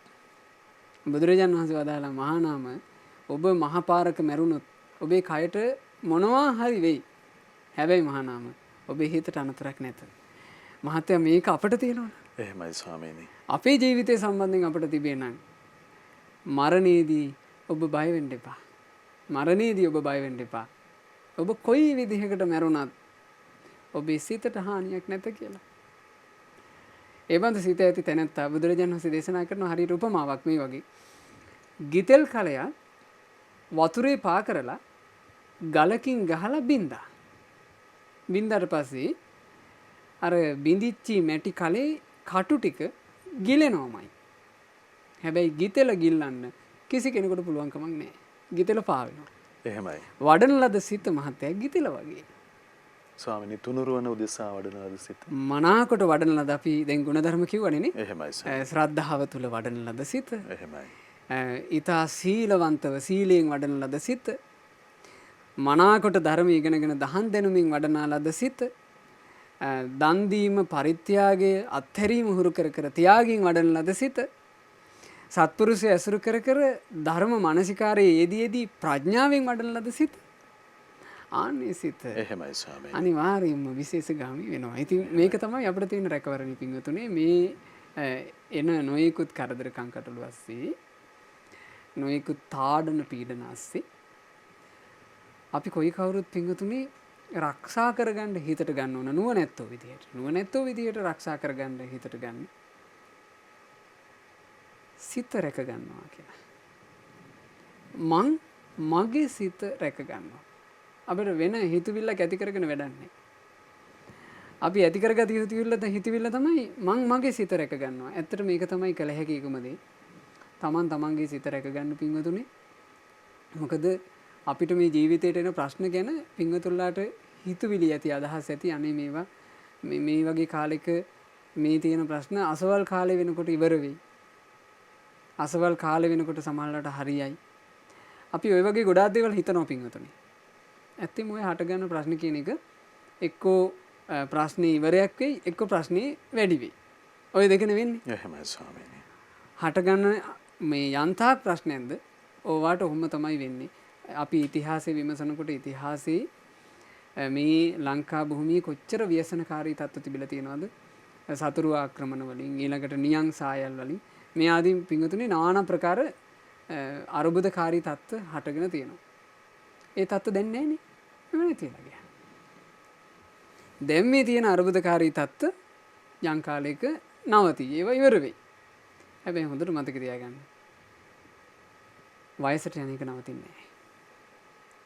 හොඳට මතක තියාගන්න. ආයුෂ ගෙවෙන එක නවතින්නේ නැහැ. ප්‍රශ්න නවතී. ඒක නවතින්නේ නැහැ. අපි මරණය කරා ඇදෙන එක නවතින්නේ. ඒ නිසා අපේ ජීවිතේ සම්බන්ධයෙන් රැකගත යුතු වැදගත්ම දේ රැකගන්න බැරි වුණොත් අපේ අනතුර නවතින්නේ. ඒ නිසා ජීවිතේට අනතුරක් මේ පින්වතුන්ලා කාගේවත් ජීවිතේට අනතුරක් නොවේවා. පින්වතුන්ලා කාටත් තමන්ගේ ජීවිතේ රැකගන්න ලැබේවා කියන මෙත් සිතින්මයි මේ උතුම් අර්ථය අපි ඉස්මතු කළේ. ඉතින් ඒ අර්ථය හොඳට හිතෙහි දරා ගන්න මේ අනුශාසනාව ආරම්භ කරපු උතුම් බුද්ධ වචනේ මම යලිත් ඔබට සිහි කරනවා. ඉත්‍යවා භික්කවේ පුරිසස්සවා නායං කායෝ ආදාය ගමනීයෝ. මහණෙනි ස්ත්‍රියක් හෝ වේවා පුරුෂයෙක් හෝ වේවා පරලොව යන කල්හි මේ කය අරගෙන යන්නේ නැත. චිත්තන්තරෝ අයම් භික්කවේ මච්චෝ. මහණෙනි මේ මිනිසයා යනු චිත්තක්ෂණයක පැවැත්ම ඇත්තකි. ඒ නිසා තමන්ගේ හිත රැකගන්න. පින්වතුන්ලාට තමන්ගේ සිත රැක ගැනීම පිණිසම සිත් පහළ වේවා. තමන්ගේ සිත රැකගෙන තමන්ගේ ජීවිතය ආරක්ෂා කරගන්නට සියලු දෙනාට ශක්තිය, ධෛර්යය, වාසනාව ලැබේවා. අවසරයි ස්වාමීනි. ඉතින් මොනතරම් සොඳුරු ගුණ අර්ථයන් ධර්මයේ ගුණ අර්ථයන් ජීවිතයට සමීප කරගන්න ගරුතර මහා සංඝරත්නයේ ආශිර්වාදයෙන් අපිට අවස්ථාව ලැබුණාද. ඉතින් අපි තවදුරටත් ධම්සභා මණ්ඩපේ අනුශාසනාවන් පිළිබඳ මහා සංඝරත්නයේ අභිප්‍රාය විමසගමු. අවසරයි ස්වාමී. මහත්තයා විශේෂයෙන් අපි කල්පනා කළා පින්වතුන්ලාට අපි මීට පෙර ධම්සභා මණ්ඩපයේදීත් අපිට මේ ගැන යම් සිහි කැඳවීමක් කළා. ඒ තමයි අපේම ජනතාව වෙනුවෙන් කරනු ලබන උතුම් සත්කාරයක් සම්බන්ධයි. ඒ සත්කාරය තමයි වකුගඩු රෝගයේ හේතු කරගෙන ගොඩාක් වෙහෙසටපත් වී සිටින අපේම ජනතාව උදෙසා විශේෂ ප්‍රවාහන විදිහක් ශ්‍රද්ධා සමාජ සත්කාර අංශය විසින් සකස් කරලා තිනවා. ඒ තමයි වින්තුනේ මේ විශේෂ බස් රථ ඒ පින්වතුන්ලාගේ රුධිර පිරිසිදු කරණය නිතර සිද්ධ කරන්න සිද්ධ වෙනකොට ඒ උදෙසා පහසුවක් වීම පිණිස විශේෂ බස් රථ සේවා දෙකක්, ඒ කියන්නේ මාර්ග දෙකක් ඔස්සේ මේ වෙනකොට ඒ ක්‍රියාත්මක වෙනවා. එකක් තමයි අරලගංවිල සිට ජාතික වකුගඩු රෝහල දක්වා බස් රථයක් ධාවනය වෙනවා. ඒ වගේම අනෙක් බස් රථය ඇලහැර සිට ජාතික වකුගඩු රෝහල දක්වා ධාවනය වෙනවා. ඉතින් මේ උදෙසා බොහෝ දෙනෙක් ඊටාම මුදිතා සිතින් යුක්තව, මුදිතා සිත සහ කරුණා සිත, අන් අයගේ සැපේ කැමැතිව, අන් අයගේ දුක අකමැතිව පරිත්‍යාගශීලීන් බොහෝ දෙනෙක් මේට උපකාර කළා. ඉතින් මේ පෙන්වන පණිවිඩය තවත් පරිත්‍යාගශීලීන් හට මේ පින්කමත් එක්ක එකතු වීම පිණිස පවතිනවා. ඒ වගේමයි මේ කියන ගමන් මාර්ග. ඒ ගමන් මාර්ගවල යන්ගේ වකුගඩු රෝගීන් සිටිනවා නම් ඒ අයට තමන්ගේ ගමන් පහසුව සකස් කර ගැනීමටත් මේක උපකාරයක් වෙයි. ඒ කියන්නේ ඒ ගමන් පහසුව සකස් කර ගන්නවා කියලා කියන්නේ මහත්තයා අපි සඳහන් කරනවා දුරකථන අංකයක්. එහෙමයි ස්වාමී. ඒ දුරකථන අංකයට ඒ ප්‍රදේශවල ඉන්න රෝගීන්ට කතා කරන්න පුළුවන්. කතා කරලා ඒ සම්බන්ධයෙන් විශේෂ දැනුවත් වීමක් ලබා ගන්න පුළුවන්. ඒ කියන්නේ මූලික ලියාපදිංචි වීමක් එක්ක තමයි මේ බස් රථයට ගොඩ වෙලා අපිට යන්න පුළුවන් නොමිලේ කෙරෙන බස් රථ ධාවනය. ඉතින් මේකේ සකස් කරලා තියෙනවා බොහොම වටින ඒ පරිත්‍යාගශීලීන්ටත් මේ පින්වත් හැම දිනාටත් අනුමෝදන් වීම පිණිස හදවතේ මෛත්‍රී කරුණාදී ගුණ ඇති කර ගැනීමට උපකාර වීම පිණිස පවතින වටින වීඩියෝවක්. අපි මේ වීඩියෝව පින්වතුන්ලාට පෙන්වන්න කල්පනා කළා. දැන් මේ වීඩියෝව නරඹන්න.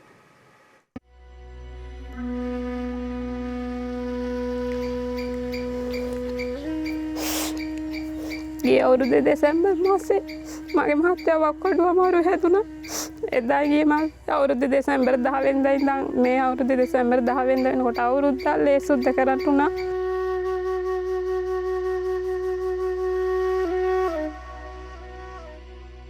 මට අවුරුදු 2ක් වෙනවා වකුගඩු රෝගය හැදිලා. බවුනා කොටුවේ ඉඳන් තමයි යන්නේ පොළොන්නරු ස්පිතාලයට. දවස් 3න් 3ට යන්න තියෙන හින්දා ලොකු වේදමක් ගියා.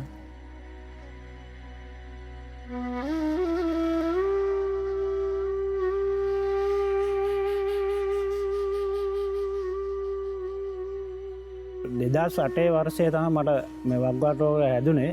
ඊට පස්සේ දැන් අවුරුදු 3ක් විතර වෙනවා. දැන් මම ලේ මාරු කරන්න අරගෙන වතුර බොන්න බෑ, කකුල් ඉදිමෙනවා, බඩ ඉදිමෙනවා, කන්න බෑ, හුස්ම ගන්න බෑ. ඉතින් මේ බොහොම අමාරුවෙන් තමයි ඉතින් මේ දේ කරගෙන ඉන්නේ.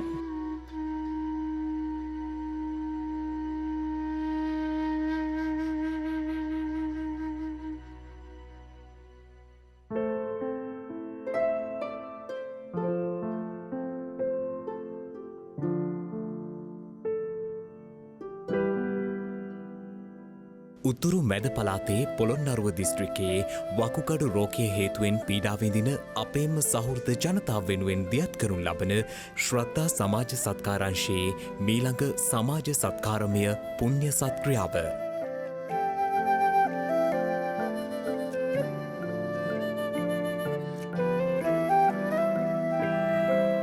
අපේ මේ රෝහලට වකුගඩු ක්‍රියාකාරීත්වය අඩු රෝගීන් වැඩි ප්‍රමාණයක් එනවා. ඒගොල්ලොන්ට තියෙන ප්‍රධානම ගැටලුව වෙන්නේ ඒගොල්ලොන්ට දවසකට පිටවන මුත්‍රා ප්‍රමාණය අඩුයි. ඒ නිසා ඒගොල්ලොන්ගේ තරලය සහ විද්‍යුත් ශ්ලතක ඒ කියන්නේ බහිස්රාවී අපද්‍රව්‍ය එකතු වීමක් ඇඟේ වෙනවා. මේ නිසා මේ රෝගීන්ට සසන අපහසුව, නිින්ද නොයාම, කෑම අරුචිය, ඇඟේ බර ගතියක් වගේ දෙයක් ඒගොල්ලන්ට දැනෙනවා. වෛද්‍ය උපදෙස් අනුව සාමාන්‍යයෙන් සතියකට දවස් 2ක් ලේ පිරිසුදු කර ගැනීම සඳහා පැමිණෙන්න ඕනේ. ඊට අමතරව රෝගියාගේ රෝග ලක්ෂණ අනුව, රෝගියාට දැනෙන අපහසුතාවය අනුව ඒ පැමිණෙන වාර ගණන වෛද්‍ය උපදෙස් අනුව වෙනස් වෙනවා. මේ කාර්යය සඳහා ඒගොල්ලෝ සතියට දවස් 2ක් විතර රෝහලට පැමිණෙන නිසා ඒගොල්ලොන්ගේ ආර්ථික අපහසුතාවයන් ඊටාම බහුලව තියෙනවා. ඉතා දුර බැහැර පළාත්වල ඉඳලා තමයි මේ ලේ සුද්ධ කරගන්න මෙහාට එන්නේ.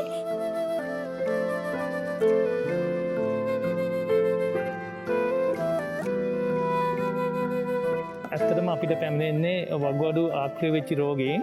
ඒක ස්ථිරව සහ తాවකාලික වකුගඩු ආක්‍රිය වෙන්න පුළුවන්. බොහෝ දුරට මෙම රෝගීන්ට ශ්වසන අපහසුතාව තියෙනවා. ඒක හේතුව වෙන්නේ ඇඟේ වතුර එකතු වීම හින්දා.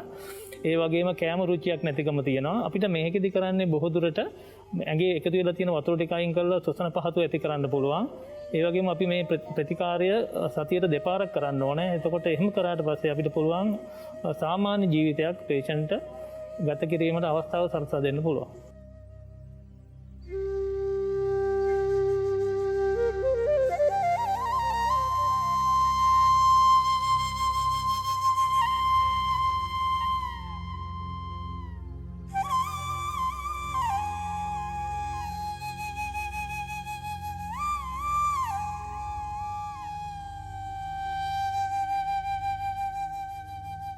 ඇත්තෙන්ම මේ වකුගඩු රෝගීන් එක්කලා සමීප සම්බන්ධතා තියාගන්න හෙද නිලධාරණයක් විදිහට මේ මට හම්බෙලා තියෙනවා බකමූණ වැලිකන්ද පුනානිවල විතර දුර ඉඳන් මැදිරිගිරිය දෙහිඅත්ත කණ්ඩිය වගේ ඈත ප්‍රදේශවල ඉඳන් ඩයලයිසිස් පහසු ප්‍රතිකාරය සඳහා රෝහල් ගත වෙන රෝගීන්. එතකොට මේ රෝගීන් ගැන කතා කරනකොට ගෙදර එකම මුදල් උපයන තාත්තා නැත්තම් ඒගොල්ලන්ගේ අම්මා ලෙඩ වුණාට පස්සේ සහ ඒගොල්ලෝ සතියකට දෙවතාවක් ඈත පිටිසර පළාත්වල ඉඳන් රෝහලට පැමිණෙන්න වුණාම මේගොල්ලෝ අනේක විද ප්‍රශ්නවලට මුහුණ දෙනවා. පොළොන්නරුව දිස්ත්‍රික්කයේ අරලකංවිල දෙහිඅත්ත කණ්ඩිය සිරිපුරාදී කිලෝමීටර් 80ක වපසරයක් තුළ වකුගඩු රෝගය හේතුවෙන් පීඩා විඳින රෝගීන්ගේ රුධිර කාන්දුකරණය වෙනුවෙන් පොළොන්නරුව ජාතික වෘක්කවේද රෝහල දක්වා ප්‍රවාහන පහසුකම් ලබා දීමට ශ්‍රද්ධා සමාජ සත්කාරංශයට හැකියාව ලැබුණා.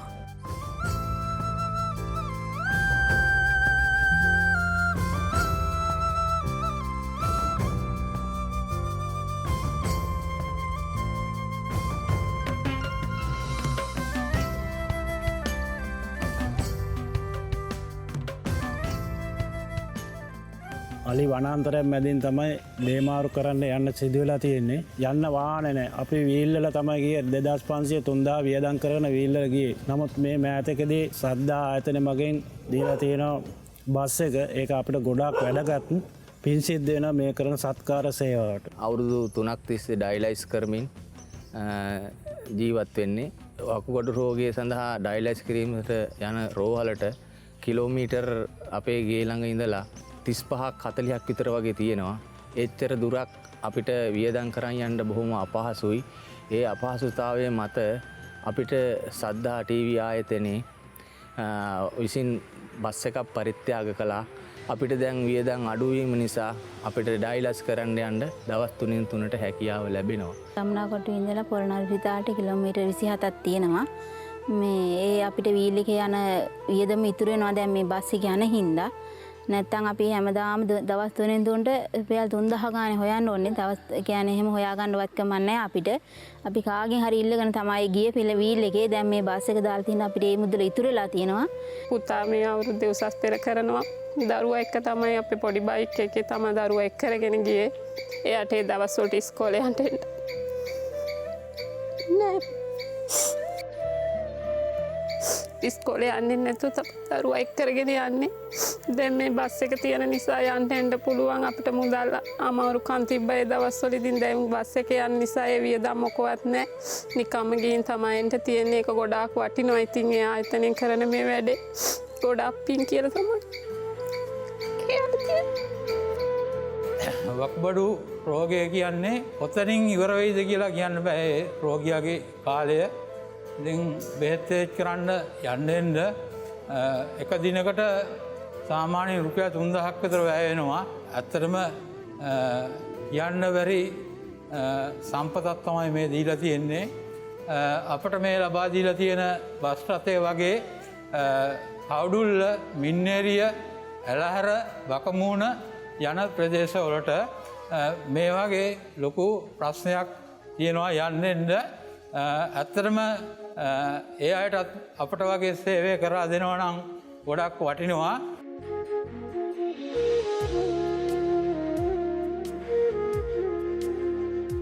මේ රෝගීන් වෙනුවෙන් ඔබ ආයතනය මගින් කරන මේ දායකත්වය ඉතාමත් උතුම් කාර්යයක්.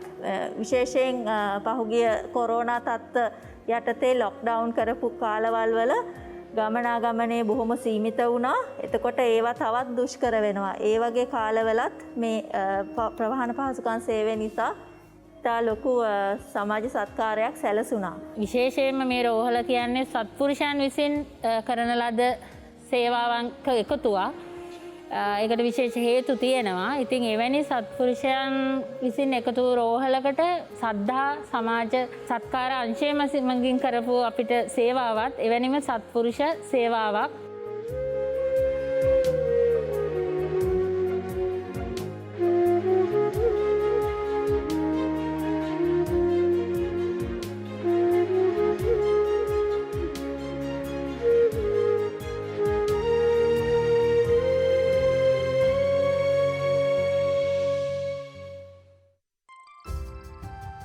මේ අයුරින් දියත් කරනු ලබන උතුම් ගිලානෝපස්ථාන පුණ්‍ය කර්මයට ඔබත් දායක වන්න.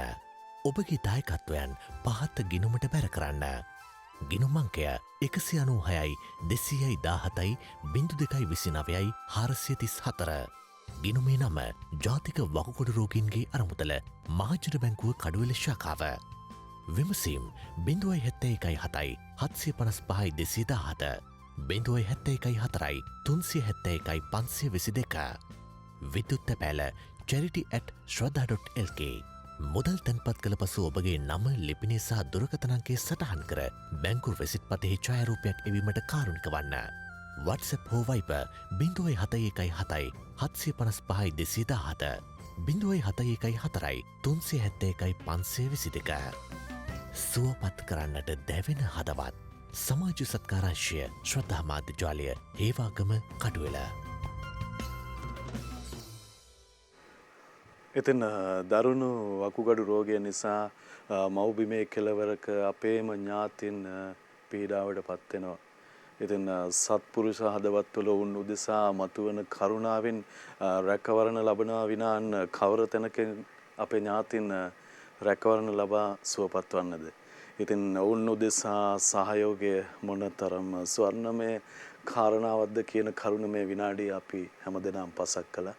අපි ඔබට ආරාධනා කරනවා අපි දන්න ඔබේ හදවත ලතෙත් වූවා නෑසියන් උදෙසා කියලා ඒ කරුණාව ඔවුන්ට පිහිටවීම පිණිස ඔබට ධෛර්ය වේවා කියලා අපි ප්‍රාර්ථනා කරනවා.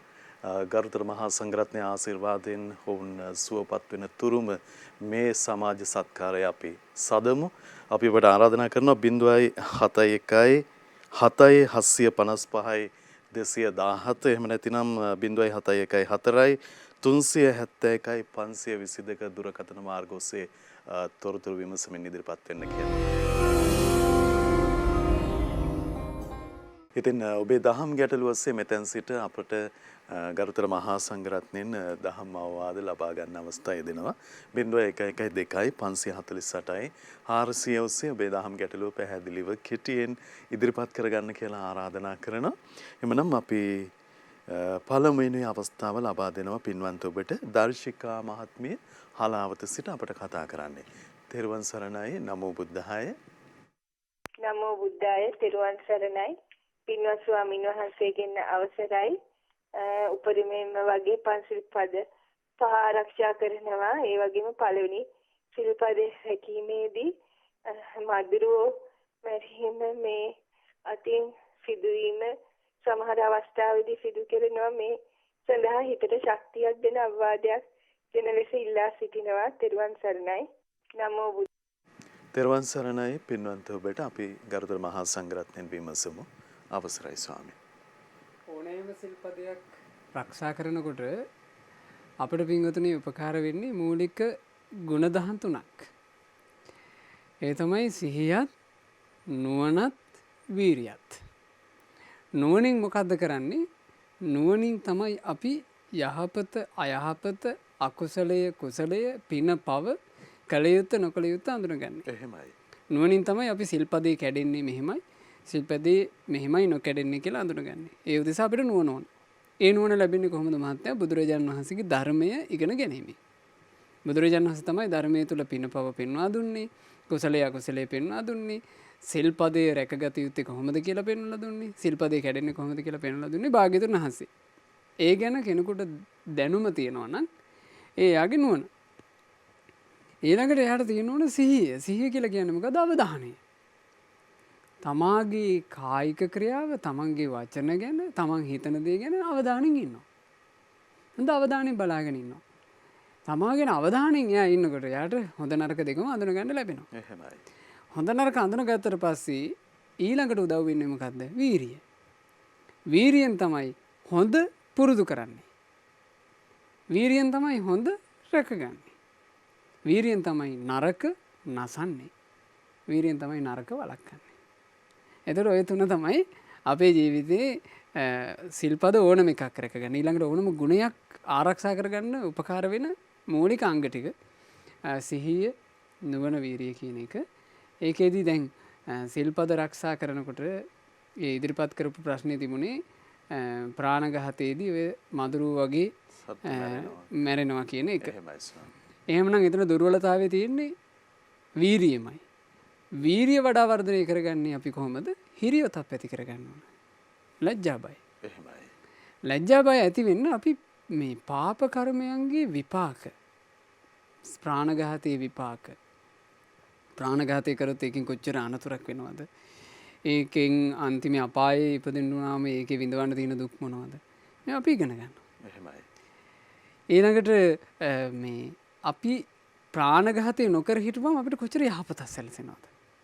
පිනේ ආනිසංස අපි ඉගෙන ගන්නවා. ඉතින් මේකට ගොඩාක් හොඳයි පේතවත්තු විමානවත්තු නිතර කියවන්න. පේතවත්තු විමානවත්තු පොත් වහන්සේ නිතර කියවන්න.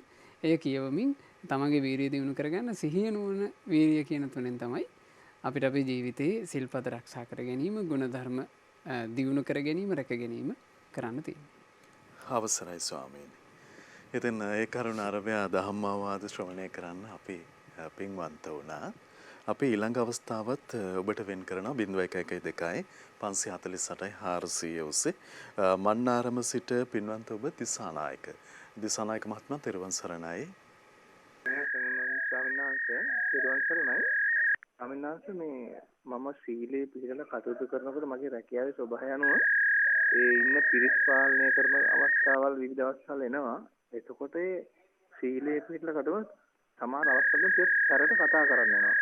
ඒ අවස්ථාවල් ආවහම මට හිතට ගැටෙනවා මම යතින් මේ සීලේට යම් හානියක් වුණාද කියලා.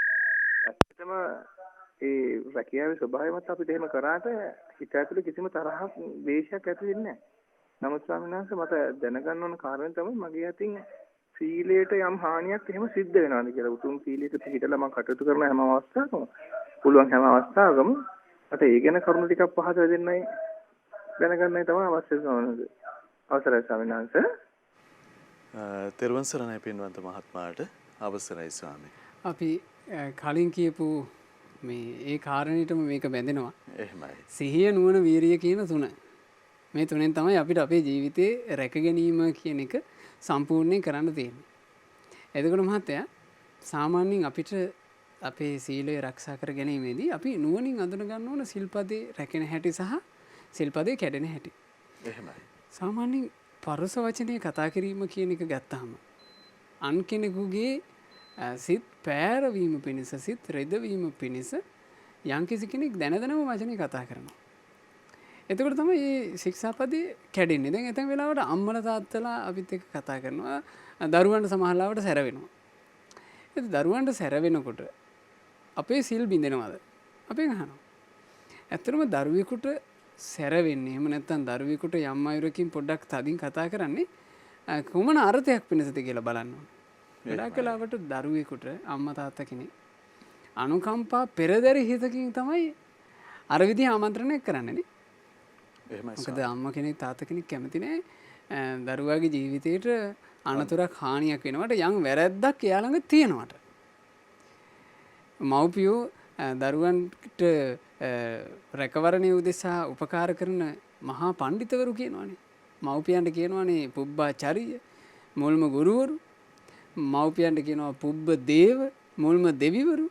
එහෙමනේ කියන්නේ නේ.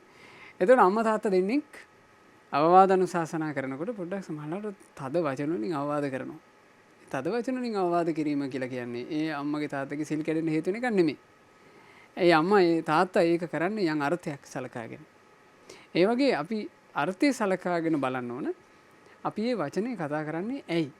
එතකොට මේක සම්බන්ධයෙන් පරිබාහිර කෙනෙකුට පිටින් බලාගෙන ඉඳලා කියන්න බෑ. ඒක බලන්න ඕනේ තමන්මයි. තමන් බලන්න ඕනේ තමන් මොන වගේ අදහසකින්ද මේ වචනේ තමන් පිට කරන්නේ. ඒකට උපකාර කරන්නේ මොකද්ද? සිහිය, නුවණ, වීරිය.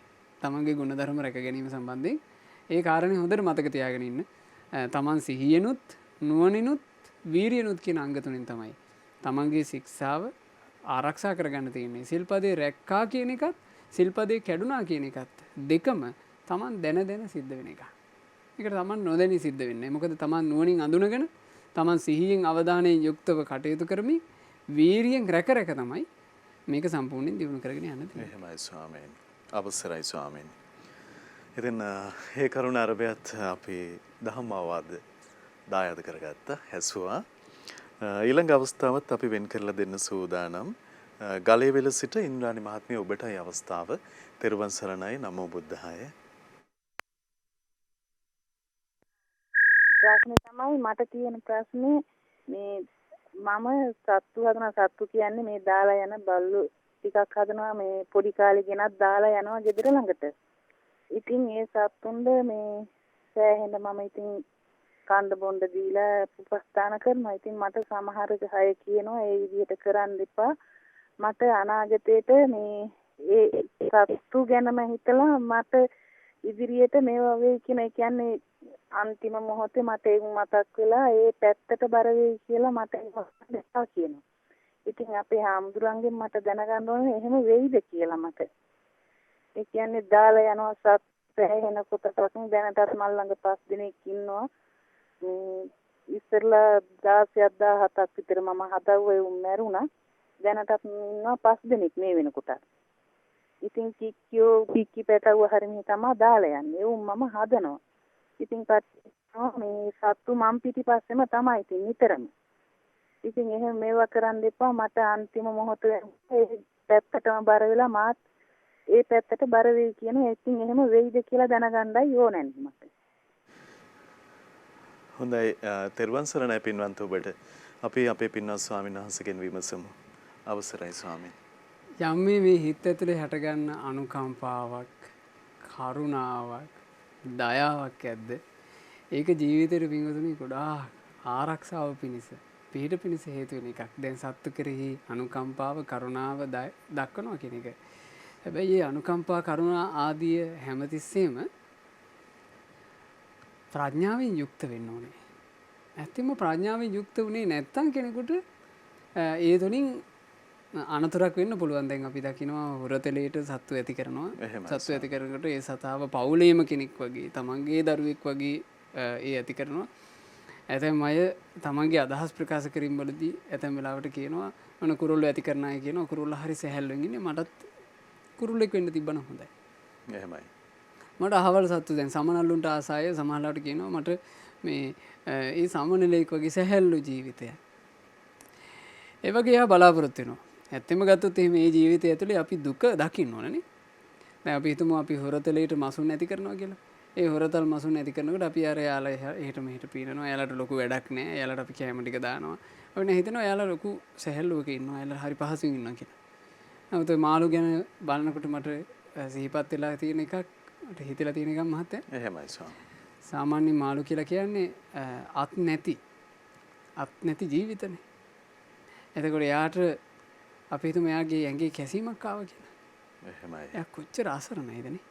සාමාන්‍ය අපි දකිනවා මේ බල්ලෝ වගේ සත්තු එයාලගේ කැසීමක් ආවම එයාලා සෑහෙන්න කහනවනේ. එයාලට අර අතක් කකුලක් තියෙන නිසා. එහෙමයි. මාළුවෙකුට වගේ එහෙම එකක් ආව කොච්චර අසරණයිද එයා. එහෙමයි.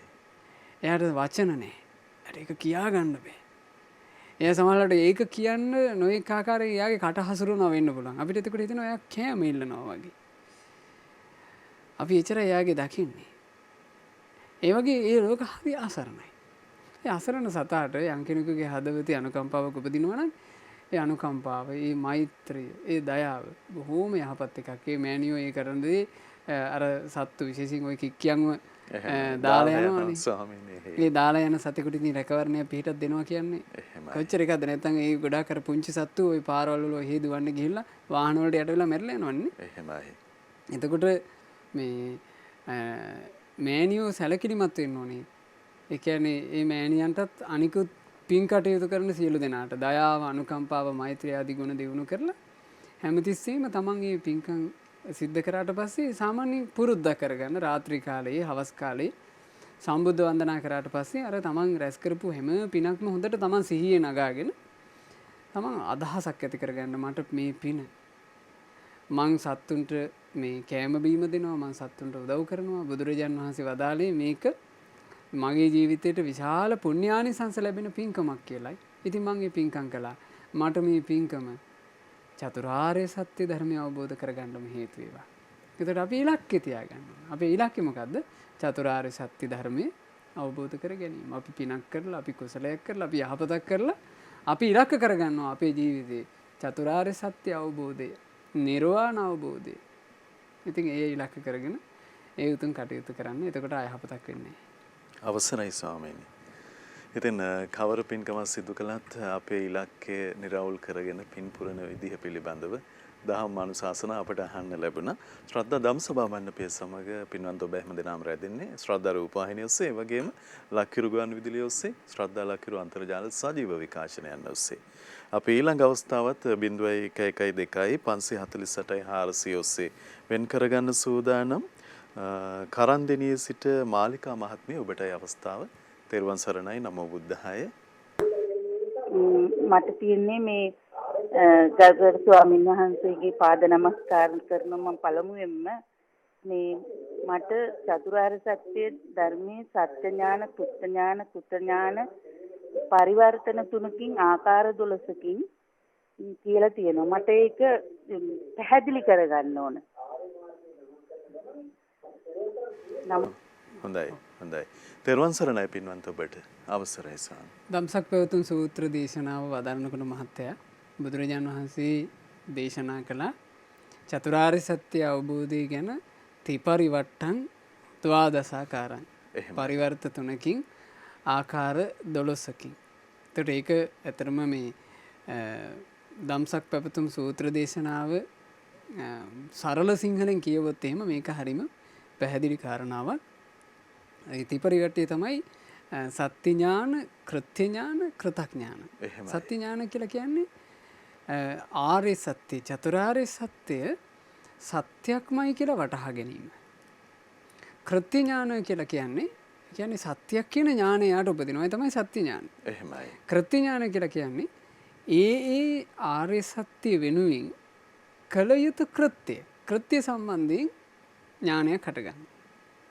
ඒක තමයි කෘත්‍ය ඥානය. එහෙමයි. කෘතඥාන කියලා කිව්වේ ඒ කෘත්‍ය නිමා කළා කියලා හටගන්න ඥානය.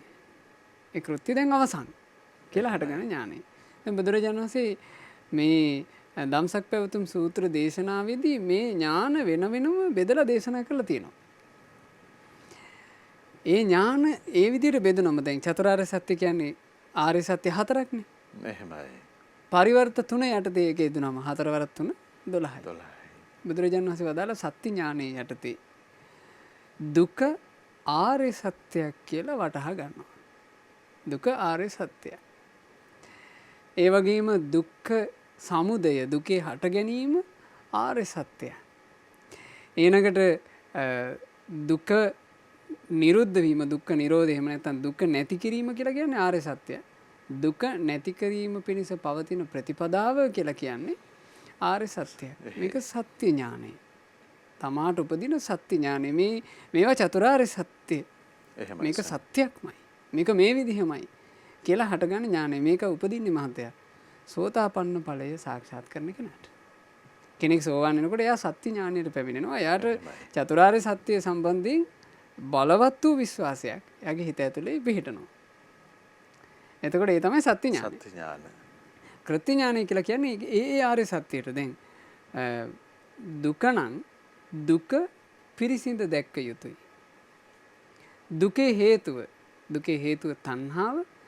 මේ දුකට හේතුව වූ තණ්හාව අපි මොකද්ද ඒට කළ යුත්තේ? තණ්හාව ප්‍රහාණය කළ යුතුයි. දුක්ඛ සමුදය කියන එක ප්‍රහාණය කරන්න ඕන, දුරු කරන්න ඕන. දුක්ඛ නිරෝධය, දුක නිරුද්ධ වීම, දුක නැති තැන කියන දේ අපි සාක්ෂාත් කරන්න ඕන. නිවන සාක්ෂාත් කළ යුත්තක්. ඒ දුක් නැති කරන ප්‍රතිපදාව ආර්ය අෂ්ටාංගික මාර්ගය අපි කොහොමද කළ යුත්තේ? එය ප්‍රගුණ කළ යුතුයි, අනුගමනය කළ යුතුයි. මේ තමයි කෘත්‍යය. දුක පිරිසිඳ අවබෝධ කරන්න ඕන. දුකට හේතුව ප්‍රහාණය කරන්න ඕන. දුකේ නැතිවීම සාක්ෂාත් කරන්න ඕන. දුක නිරුද්ධ කිරීම පිණිස පවතින ප්‍රතිපදාව දියුණු කරන්න ඕන, ප්‍රගුණ කරන්න ඕන. මේ තමයි කෘත්‍යය. එහෙමයි සාම. නේද? කෘතක් කියලා කියන්නේ මහත්තයා කෘත්‍ය නිමා කළා කියලා. ඒක රහතන් වහන්සේට හටගන්න ඥානෙ.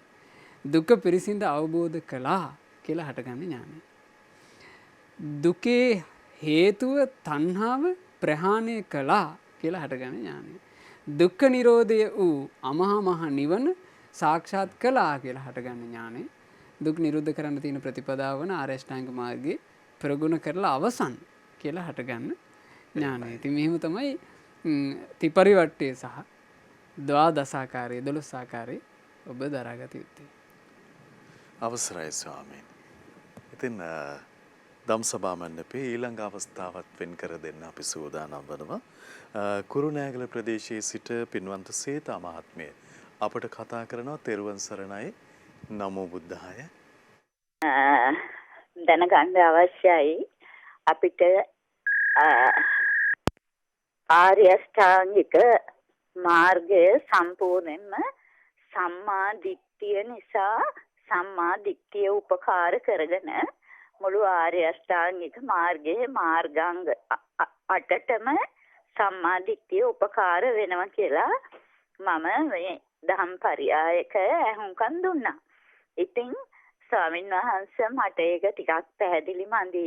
ඒ මාර්ගාංග 8ටම සම්මා දිට්ඨිය උපකාර වන්නේ යම්සේද කියන එක පැහැදිලි කරගන්න අවශ්‍ය වෙලා තියෙනවා. පින්වත් ඔබ වහන්සේට මම මේ ප්‍රශ්නය යොමු කරනවා. බොහොම කරුණාවෙන් ඔබ වහන්සේගේ පිළිතුරු මට ලබා දෙන ලෙස ඉතා කරුණාවෙන් ඉල්ලා සිටිනවා. ඔබ වහන්සේට මේ ගෞතම බුදු සසුනේ මුතුන් චතුරාර්ය සත්‍ය ධර්ම අවබෝධ කරගන්න ධර්ම අවබෝධයට මේ පින උපකාර වේවා කියලාත් මම ඉතිසිතින් ප්‍රාර්ථනා කරනවා. තෙරුවන් සරණයි පින්වන්ත ඔබට. අවසරයි ස්වාමීන්. ඒ උතුම් දහම් පරයය ඒ ප්‍රශ්නයේදී යොමු කරපු ඒ කාරණේ අන්තර්ගත දහම් පරයය මුළු මහත් ආර්ය අෂ්ටාංගික මාර්ගයේ දියුණු කරන්නම සම්මා දිට්ඨිය මුල් වෙනවා කියන දහම් පරයය අපිට බොහොම පැහැදිලිව කියව ගන්න පුළුවන්, ඉගෙන ගන්න පුළුවන් මහා චත්තාරීසක සූත්‍ර දේශනාව. ඒ දේශනාව තුළ තමයි ඒ සඳහන් වෙන්නේ. හරියට මේ සම්මා දිට්ඨිය කියන එක බුදුරජාණන් වහන්සේ එහි විස්තර කරන්නේ සම්මා දිට්ඨිය ශ්‍රාවකයෙකුගේ ජීවිතයේ ධර්ම මාර්ගය තුළ දියුණු කර ගැනීම පිණිස තියෙන මහත්ය හරියට S2 වගේ. එහෙමයි ස්වාමීනි. S2කින්නේ අපි මඟ නොමඟ අඳුනගන්නේ. S2 තියෙන කෙනාට යා යුතු පාර නොයා යුතු පැත්ත අඳුන ගන්න පුළුවන්. සම්මා දිට්ඨිය කියලා කියන්නේ S2 වගේ. S2 නැත්තම් කෙනෙකුට මේ සුවසේ ගමනක් යන්න පුළුවන් කමක් නැහැ. එහෙමයි. ආර්ය අෂ්ටාංග මාර්ගයේ දියුණු කරන කෙනාට ඒ උතුම් අංග අඳුනා ගැනීම පිණිස පවතින්නේ සම්මා දිට්ඨියමයි. සම්මා දිට්ඨිය නිසාමයි සම්මා දිට්ඨියත් මිත්‍යා දෘෂ්ටියත් වෙන් කරලා අඳුනගන්නේ. මේ සම්මා දිට්ඨිය මේ මිත්‍යා දෘෂ්ටිය. ඒකට උවමනා කරන්නේම සම්මා දිට්ඨිය. සම්මා දිට්ඨියෙන්මයි මිත්‍යා දෘෂ්ටිය සහ සම්මා දිට්ඨිය වෙන් කරලා අඳුනගන්නේ. එහෙමයි ස්වාමී. ඊළඟට සම්මා සංකල්ප සහ මිත්‍යා සංකල්ප වෙන් කර අඳුනාගන්නේ සම්මා දිට්ඨිය. මිත්‍යා වාචා සම්මා වාචා වෙන් කරලා අඳුනගන්නේ සම්මා දිට්ඨිය. මිත්‍යා කම්මන්ත සම්මා කම්මන්ත වෙන් කරලා අඳුනගන්නේ සම්මා දිට්ඨිය. ඊළඟට මිත්‍යා ආජීවයත් සම්මා ආජීවයත් වෙන් කරලා අඳුනගන්නේ සම්මා දිට්ඨිය. මිත්‍යා වායාමය සම්මා වායාමය අඳුනගන්නේ සම්මා දිට්ඨිය. මිත්‍යා සතිය සහ සම්මා සතිය වෙන් කරලා අඳුනගන්නේ සම්මා දිට්ඨිය. මිත්‍යා සමාධියත් සම්මා සමාධියත් වෙන්කොට අඳුනගන්නේ සම්මා දිට්ඨිය. ඒ නිසා තමයි සම්මා දිට්ඨිය මුළු මහත් නිවන් මඟ මුළු මහත් ආර්ය අෂ්ටාංග මාර්ගය පුරුදු කරන්න ප්‍රධාන අංගයක් බවට පත් වෙන්නේ. ඒ චත්තාරිසක සූත්‍රයේ බොහොම ලස්සනට මේක විස්තර වෙනවා. සම්මා දිට්ඨිය හරියට S2 වගේ. ඒක ප්‍රඥාංගය. එහෙමයි. සම්මා දිට්ඨිය කියලා කියන්නේ ප්‍රඥාංගයනේ මහත්තයා. දැන් ආර්ය අෂ්ටාංග මාර්ගයේ සීල සමාධි ප්‍රඥා වශයෙන් බෙදෙනවනේ. එතකොට ප්‍රඥාංගයේ යටතේ දෙන්නේ සම්මා දිට්ඨිය සහ සම්මා සංකල්පය. සම්මා දිට්ඨියත් සම්මා සංකල්පත් ප්‍රඥාංගය. සම්මා වාචා සම්මා කම්මන්ත සම්මා ආජීව කියලා කියන්නේ සීලයට අයිති අංගය. සම්මා වායාමය සම්මා සතිය සම්මා සමාධිය කියලා කියන්නේ සමාධියට අයිති අංගය. එතකොට හරියට නිකන් ආර්ය අෂ්ටාංග මාර්ගයේ බලපුවම පේන්නේ ප්‍රඥා සීල සමාධි වගේ. නැතම හිම්ම මාර්ගනේ හිම්ම විස්තරත් කරනවානේ. නමුත් බුදුරජාණන් වහන්සේ බොහොම පැහැදිලිව විස්තර කරලා තියෙනවා මේ ආර්ය අෂ්ටාංග මාර්ගයේ දියුණු වෙන්නේ සීල සමාධි ප්‍රඥා කියන පිළිවෙලට. ඇයි සම්මා දිට්ඨිය මුලට අරගන්නේ? සම්මා දිට්ඨිය නැත්තම් අනිත් එකදු මාර්ගාංගයක්වත් අඳුන ගන්න බෑ. සම්මාදිට්ඨිය තමයි ප්‍රමුඛයා බවට පත් වෙන්නේ ප්‍රඥාවෙන්. ප්‍රඥාවෙන්මයි මේ මඟ මේ සුළුවෙන් හෝ අල්ලන්න තියෙන්නේ ප්‍රඥාවෙන්. එහෙමයි. පඤ්ඤාවන්තස්සායන් ධම්මෝ. බුදු කෙනෙක් වදාළ මේ ධර්මයේ ප්‍රඥාවන්තයාටයි නායන් ධම්මෝ දුප්පඤ්ඤස්සාති. මේ ධර්මයේ දුෂ්ප්‍රඥයට නෙවෙයි. ඒතර ප්‍රඥාවෙන් තමයි මේක අඳුනගන්නේ. ප්‍රඥාවෙන් අඳුන ගන්නවා ප්‍රඥාංගයේ සම්මාදිට්ඨිය. ඊළඟට එයාට උවමනා කරනවා ප්‍රඥාංගය විතරක් තිබිලා බෑ. එයාට ඊළඟට උවමනා කරනවා එයා තුළ යම් සමාධියක්. ඒ සමාධිය එහෙම නැත්නම් එයා තුළ යම් සමතයක්, යම් සංසිඳීමක්, යම් අවධානයක් එයාට උවමනා කරනවා මේ මාර්ගය දියුණු කරගෙන යන්න නම්. ඒ අවධානය තමයි සම්මා සතිය. හොඳ සිහියක් තියෙනවා. හොඳ සිහියෙන් දැන් දැක්ම විතරක් තිබ්බට බෑනේ මහත්තයා. ඒ දැක්මත් එක්ක එයාට සිහිය තියෙනවා. සිහියෙන් තමයි ආඳුනගන්නේ මේ මම දැන් මේ මිත්‍යා මේ වචනයන්නේ මේ කතා කළේ. මම නැත්තම් මේ මිත්‍යා කටයුත්තන්නේ මම මේ කළේ. යෙදුනේ කියලා. මම මේ මගේ මේ ආජීවය මිත්‍යා ආජීවයක්නේ. එයා මේක අඳුනගන්නේ මොකෙන්ද? අවධානයෙන් ඉඳීමෙන්. අවධානයෙන් ඉන්නකොට එයාට පේන්න ගන්නවා සම්මා දිට්ඨිය නිසා මම මේ කරන එක වැරදි එකක්. ඒතර ඉක්මනින් ඒක අයින් කරලා අපි එන්න ඕනේ හරි තැනට. ඒකට මොකද්ද මහත්තයෝ වමනා කරන්නේ? වීරිය වමනයි.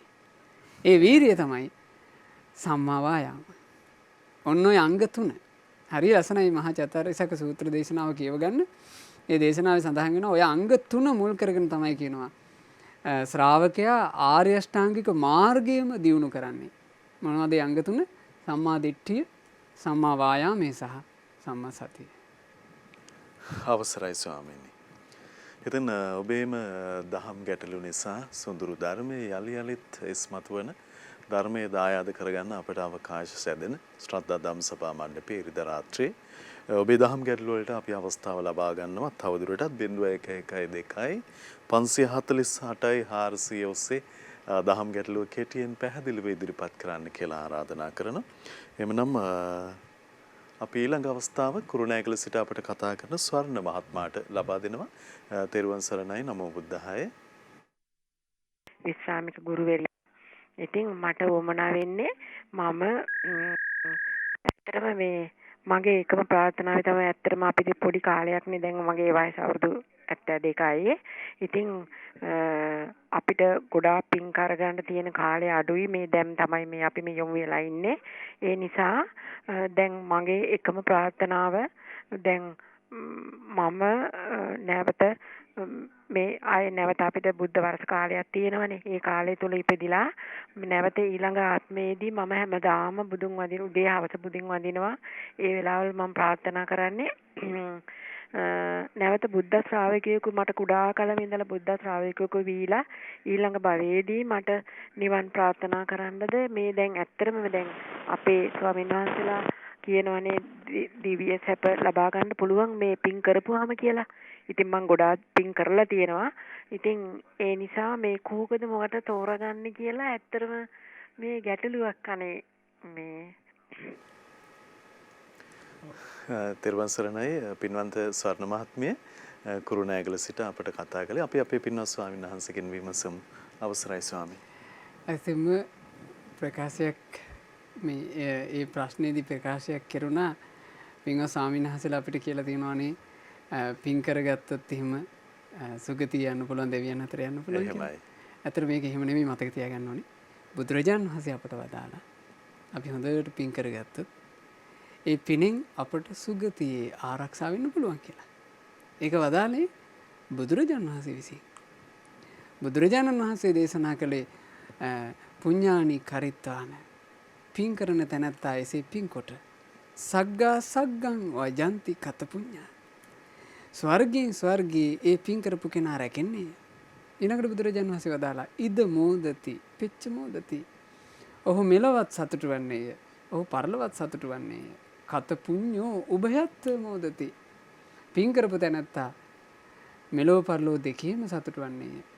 පුඤ්ඤම් මේ කතන්ති නන්දති. මම බොහෝ පින් කරගත්ත කෙනෙක් කියා බොහෝ සතුටු වන්නේය. බිහියෝ නන්දති සුග්ගතින් ගතෝ.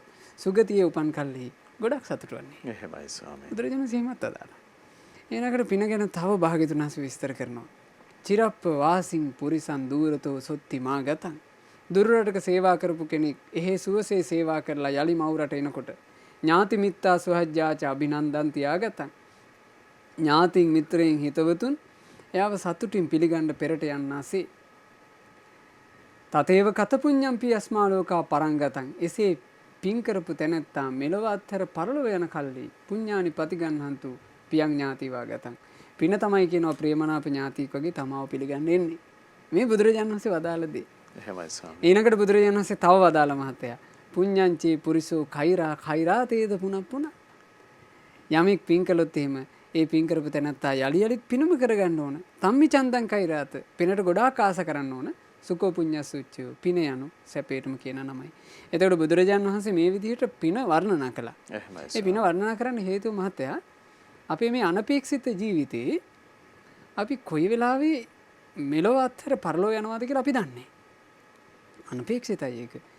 හිතන්නේ නැති මොහොතක අපේ ජීවිතේ කරා පරලොව යාමට මොහොත එන්න පුළුවන්. ඒ මොහොත ආවට පස්සේ සාමාන්‍යයෙන් අපේ ජීවිතේ ලැබෙන මොහොතවල නම් අපිට කල් දාන්න පුළුවන්. පරලොව යාමට එන මොහොත මහත්තයා අපිට කල් දාන්න බෑනේ. එහෙමයි ස්වාමී. ආවාද යන්න උනා. අනිවාර්යෙන් යන්න වෙනවනේ. එහෙමයි. ඒ යන්න වෙනකොට එසේ යන ගමනට අපි කල්ැතුව ආරක්ෂාවක් සංවිධානය කරගන්නවා පිනේ. හොඳට පින් කරලා තිබුණොත් එහෙම පින් කරපු තැනැත්තාව ඉහළකට අරයි යන්න පුළුවන් හැකියාවක් අර පිනට තියෙනවා. ඒකයි මා කිව්වේ අර ආරම්භක අනුශාසනාවේදීත් යම් කෙනෙක් ශ්‍රද්ධාව දියුණු කරගෙන සිල්වත් බව දියුණු කරගෙන දහම් දෙනුම දියුණු කරගෙන එයාගේ ත්‍යාග ගුණය දම්පැන් පූජා කිරීම දියුණු කරගෙන එහෙමයි ස්වාමී. එයාගේ ප්‍රඥාව දියුණු කරන් හිටියොත් එහෙම එයාට තියෙන ලොකු පින්බලයක්. එයා අනිවාර්යයෙන්ම මරණයටපත් වෙනකොට එයාගේ සිත විශේෂකාමී වෙනවා. එහෙම නැත්නම් එයාව ඉහළට අරගෙන යන්න එයාගේ පින්බලය සමත්. එයා සිත තුළ එක්රැස් කරගත්ත දේ ගොඩක් බලවත් නේ. එහෙමයි. ඉතින් ඒ නිසා අපේ ජීවිතේ අපි පින කරනවා කියන එක බුදුරජාණන් වහන්සේගේ අනුශාසනාවක් කියලා හොඳට තේරුම් ගන්න ඕන. මොකද මේ පින කියන වචනය මෙච්චර විග්‍රහ කර මේ ලෝකෙ වෙන කවුරුත් දේශනා කරලා නැහැ. බුදුරජාණන් වහන්සේ අපට ලබා දීපු රැකවරණය මේ සංසාර ගමනේ ස්ථීර රැකවරණය. දැන් අපේ ජීවිතවල අපි විසඳුම් විදියට හොයන්නේ මහත්තයා විසඳුමක් නැති විසඳුම්නේ. අපේ ජීවිතවල විසඳුම් කියලා අපි හොයාගන්න ඒවා හැතරම විසඳුමක් නැති ඒවා. අපි හරියට මේ වගේ දැන් අපිට බඩගිනි ආවම අපි කනවා. කන්නේ බඩ පුරව ගන්න. කෑවට බඩගින්න සම්පූර්ණ ඉවර වෙන්නේ නැහනේ.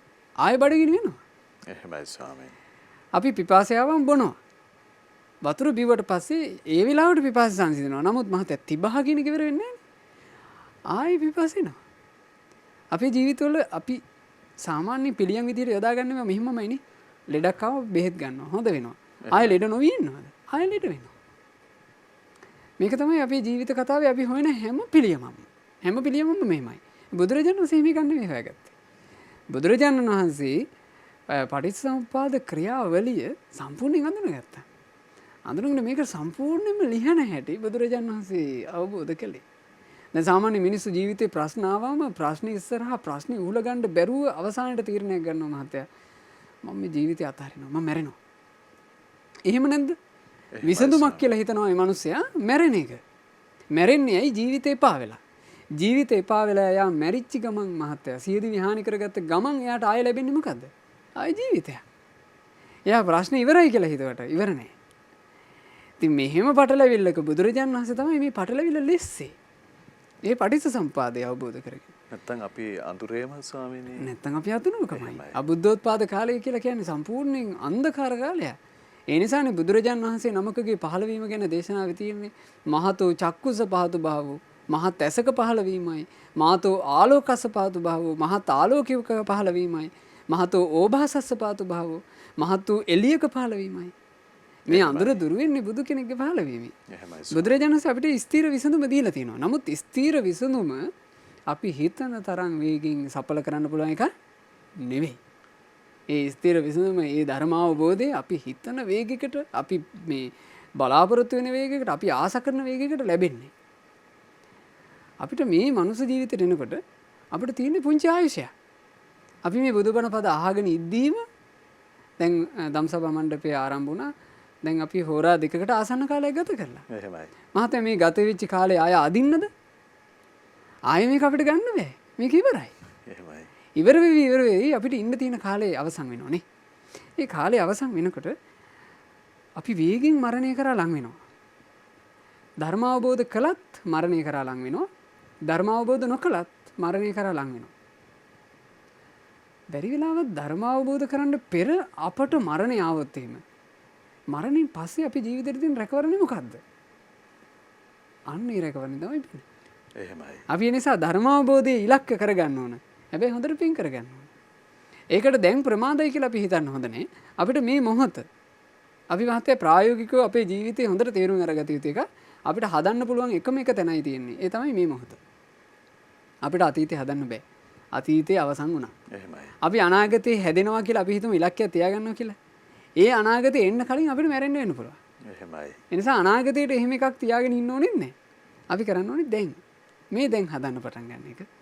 මේ දැන් හැදුවොත් එහෙම අපි තව පැයකින් මැරෙනවා නම් මේ පැයේ අපි අපිව හදාගෙන. එහෙමයි. අපිට තියෙන තව විනාඩි 5යි නම් අපි විනාඩි 5 හරියට හදාගෙන. අපි අනාගතයකට කල් දැමීමක් හෝ අතීතය සම්බන්ධයෙන් තැවීමක් හෝ මේවා මොකුත් නැතුව අපි මේ වර්තමානය තුළ හොඳට පිනින්ද පෝෂණය වෙමින් ධර්මයේ හැසිරෙන්න උත්සාහවත් වෙන්න. මේකේ අදහස් දෙකයි අපිට තියෙන්න ඕනේ. මම පින් කරනවා. පිනින් මට හොඳ රැකවරණයක් හදලා දෙනවා. මං මගේ හිතේ මූලික ඉලක්කය බවට පත් කරගන්නවා චතුරාර්ය සත්‍ය අවබෝධය. ඒ චතුරාර්ය සත්‍ය අවබෝධය ඉලක්ක කරගන්න ඒක මේ අපේ ජීවිතේ අපිට කොහොමද වෙන්නේ කියන එක ගැන මේ ඊළඟ ජීවිතේ මං ඉපදිලා මං කල්යාණ මිත්‍රයොත් එක්ක ධර්මයේ දියුණු කරලා මං එහෙම ඊළඟ ජීවිතේ ධර්ම අවබෝධ කරනවා. මේ වගේ හිතුවල නෙවෙයි තියෙන්නේ. අපි හිතන්නේ මං චතුරාර්ය සත්‍ය ධර්මය අවබෝධ කරනවා. මට චතුරාර්ය සත්‍ය අවබෝධ කරන්න මම මේ රැස් කරන හැම පිනක්ම උපකාර වේවා. එහෙම හිතාගෙන පින් කරන්න. ඒ පිනෙන්මයි චතුරාර්ය සත්‍ය අවබෝධයට අපිට උදව් හදලා දෙන්නේ. පිනෙන්මයි අපට සුගති රැකවරණේ හදලා දෙන්නේ. අවසරයි ස්වාමීන්. ඉතින් බොහෝ කොට අපට අනුකම්පාවෙන්ම කරුණාවෙන්ම අපේ පින්වත් ස්වාමීන් වහන්සේ ගැටළු ආරම්භය පිළිතුරු ඉදිරිපත් කරන්නට යෙදුණා. ඉතින් අපේ නිෂ්ඨාව පැහැදිලි කරගන්න අපේ අරමුණ පැහැදිලි කරගන්න අපට බොහොම පහසු වේවි. ඉතින් පින්වන්ත ඔබේ අවස්ථාවත් වෙන් කරගන්න අපිට තව ගැටලු කිහිපයක් ලබා ගන්න අවස්ථාව ලැබෙවි. කුඩා වෙලාවක් තියෙන්නේ. අපිට මාතර සිට කතා කරන පින්වන්ත උදිත මහත්මයා ඔබේ අවස්ථාව ලබා ගන්නම තෙරුවන් සරණයි නමෝ බුද්ධාය. දැන් අපේ මේ මිහිඳු මහ රහතන් වහන්සේ ගැන අපි අත්‍තරම මේ පොසොන් මාසෙ විතරයි අපි මේ ලොකුවට මේ කතා කරන්නේ පොසොන් පොයේට. අත්‍තරම අපේ ලංකාවටයි මුළු ලෝකෙටම මේ ත්‍රිපිටකය මේ ගියේ මම හිතන්නේ මිහිඳු මහ රහතන් වහන්සේ නිසා ආනන්ද මහ රහතන් වහන්සේ නිසා. ඉතින් අපි ඔయిత වැඩිය හැම ධර්ම දේශනාවකම වුණත් මේ උන්වහන්සේලා දෙන්න මතක් කරලා මේ කරනවනම් බොහොම අගය කරන කියලා මම හිතනවා. ඒකයි අනිත් එක මහත්මයාම තව කෙටි ප්‍රශ්නයක් තියෙනවා. මේ දැන් සද්ධා රූපවාහිනී රේඩියෝයේ ධර්ම දේශනාවලදී මේ අපේ ලොකු ස්වාමීන් වහන්සේට අලුබෙනේ සුබෝධ ස්වාමීන් වහන්සේට එහෙම මේ පින් අනුමෝදන් කරනවා. අර ජීවතුන් අතර ඉන්න කට්ටියට පින් අනුමෝදන් කරන්න බෑ කියන කතාවක් තියෙනවා. ඒක මේ පිළිබඳව අපේ හාමුදුරන්ගෙන් අහගන්න ඕන මේ එහෙම සෙත් පතන එකද පින් අනුමෝදන් එකද එහෙම හරිද කියලා. හොඳයි තෙරුවන් සරණයි පින්වන්ත ඔබට අවසරයි ස්වාමී. ඔව් මිහිඳු මහරහතන් වහන්සේ අපේ මේ ලංකා භූමියට බුදුරජාණන් වහන්සේගේ උතුම් වූ ශ්‍රී සද්ධර්මය දායාද කරපු අපේ අනුබුදුවරයන් වහන්සේ. ඇත්තම මිහිඳු මහරහතන් වහන්සේ ගැන අපට මේ මෑත යුගයේ එහෙමයි. මෙච්චර හදවතකට මිහිඳු මහරහතන් වහන්සේගේ ගුණය දැනෙන විදිහට මිහිඳු මහරහතන් වහන්සේගේ ගුණ ඉස්මතු කළේ මිහිඳු මහරහතන් වහන්සේ උදෙසා මිහින්තලාවේදීම රාත්‍රියක් 5 වෙනකන් මිහිඳු මහරහතන් වහන්සේ ගුණ කී වන්දනා කළේ. අපේ ගුරු දේවයන් වහන්සේගේ ආශිර්වාදයෙන් අනුශාසකත්වයෙන් මේ මහමෙවුනාව මුල් වෙලා තමයි ඒක කළේ. එහෙමයි. මහමෙවුනාවේ ස්වාමීන් වහන්සේලා මුල් වෙලා ගුරු දේවයන් වහන්සේගේ ආශිර්වාදයෙන් තමයි ඒ සියලු කටයුතු කළේ. එහෙමයි. ඊළඟට මිහිඳු මහරහතන් වහන්සේ පිරිනිවන් වැඩපු මිහිඳු මේ පුර 8වක දිනය සාමාන්‍ය මහත්තයා මේ ලාංකීය සමාජයෙන් අමතක වෙලා තිබෙනවා. ඒක යලි ඉස්මතු කරලා මේ ශ්‍රී මිහිඳු පුර 8වක යලිත් මහත් වූ මේ බැතියෙන් කෘතගුණ පූර්වකව සමරන්න ඒක කියා දුන්නේ ගුරුදේවයන් වහන්සේ මුල් වෙලා මහමෙවුනාවෙන්. එතකොට අපි මේ යම් අයුරකින් සිංහලයා අනිවාර්යෙන්ම කෙලෙහි ගුණේ රඳවාගෙන සිහිපත් කළ යුතු උත්තමයෙක් ගැන අපි ඒ කාලවකවානුවලදී හෝ ඉස්මතු කරලා දෙන්නේ ඒ කාලවකවානුවල විතරක් සිහිය රඳවාගෙන අනික් කාලයට අමතක කරලා දාන්න නෙමෙයි. නමුත් අපිට ඉස්මතු කිරීම පිණිස යම් මේ කාලවකවානුවක් පැමිණියාම අපි ඒ කාලවකවානුව විශේෂයෙන් ඉස්මතු කරනවා කෘතගුණයේ හදවතේ රැඳීම පිණිස. ඊට පස්සේ අපි තම තමන් පෞද්ගලිකව දක්ෂ වෙන්න ඕනේ ඒ කෘතගුණය තමා තුළ ඉස්මතු කරගෙන පවත්වාගෙන යන්නනේ. එහෙමයි. ඒ නිසා ඒක එහෙම තේරුම් ගන්න. දැන් එසේ ඉස්මතු කරලා දීම ගැන සතුටු වෙන්න. අපිට අපේ කල්යාණ මිත්‍ර වූ පින්වත් ලොකු ස්වාමීන් වහන්සේ මුණ නොගැහුණා නම් ලොකු ස්වාමීන් වහන්සේ මුණ ගැහිලා මිහිඳු මහරහතන් වහන්සේ ගැන මිහිඳු මහරහතන් වහන්සේ අපිට කරපු මෙහෙවර ගැන අපිට පැහැදිලි කරලා ඊළඟට මේ මිහිඳු මහරහතන් වහන්සේ ගැන සත්‍ය වූ කාරණා අන්තර්ගත මහා වංශයේ ඊටා සරල සිංහලට පරිවර්තනය කරලා මේවා ඉස්මතු නොකළා නම් මේ කාරණා ඊටා පැහැදිලිව කියා නොදුන්නා නම් සමහරවිට අපි මිහිඳු මහරහතන් වහන්සේ ගැන ගුණ වශයෙන් සිහි කිරීම කියන එකට එළඹෙන්නේ නැහැ. ඒ අවස්ථාව ලැබීම ගැන ගොඩක් හිත සතුටු කරගන්න. ඊට පස්සේ ඒක තමන්ගේ පෞද්ගලික දෙයක්. තමන් ඊට පස්සේ දක්ෂ වෙන්න හැමතිස්සෙම මිහිඳු මහරහතන් වහන්සේ සිහි කරගෙන කෘතගුණ උපහාර සත්කාර දක්වන්න.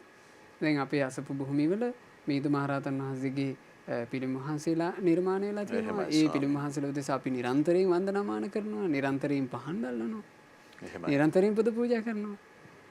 ඒ කටයුතු අපි කල්යාණ මිත්‍ර ඇසුර නිසා අපි කරගෙන යනවා.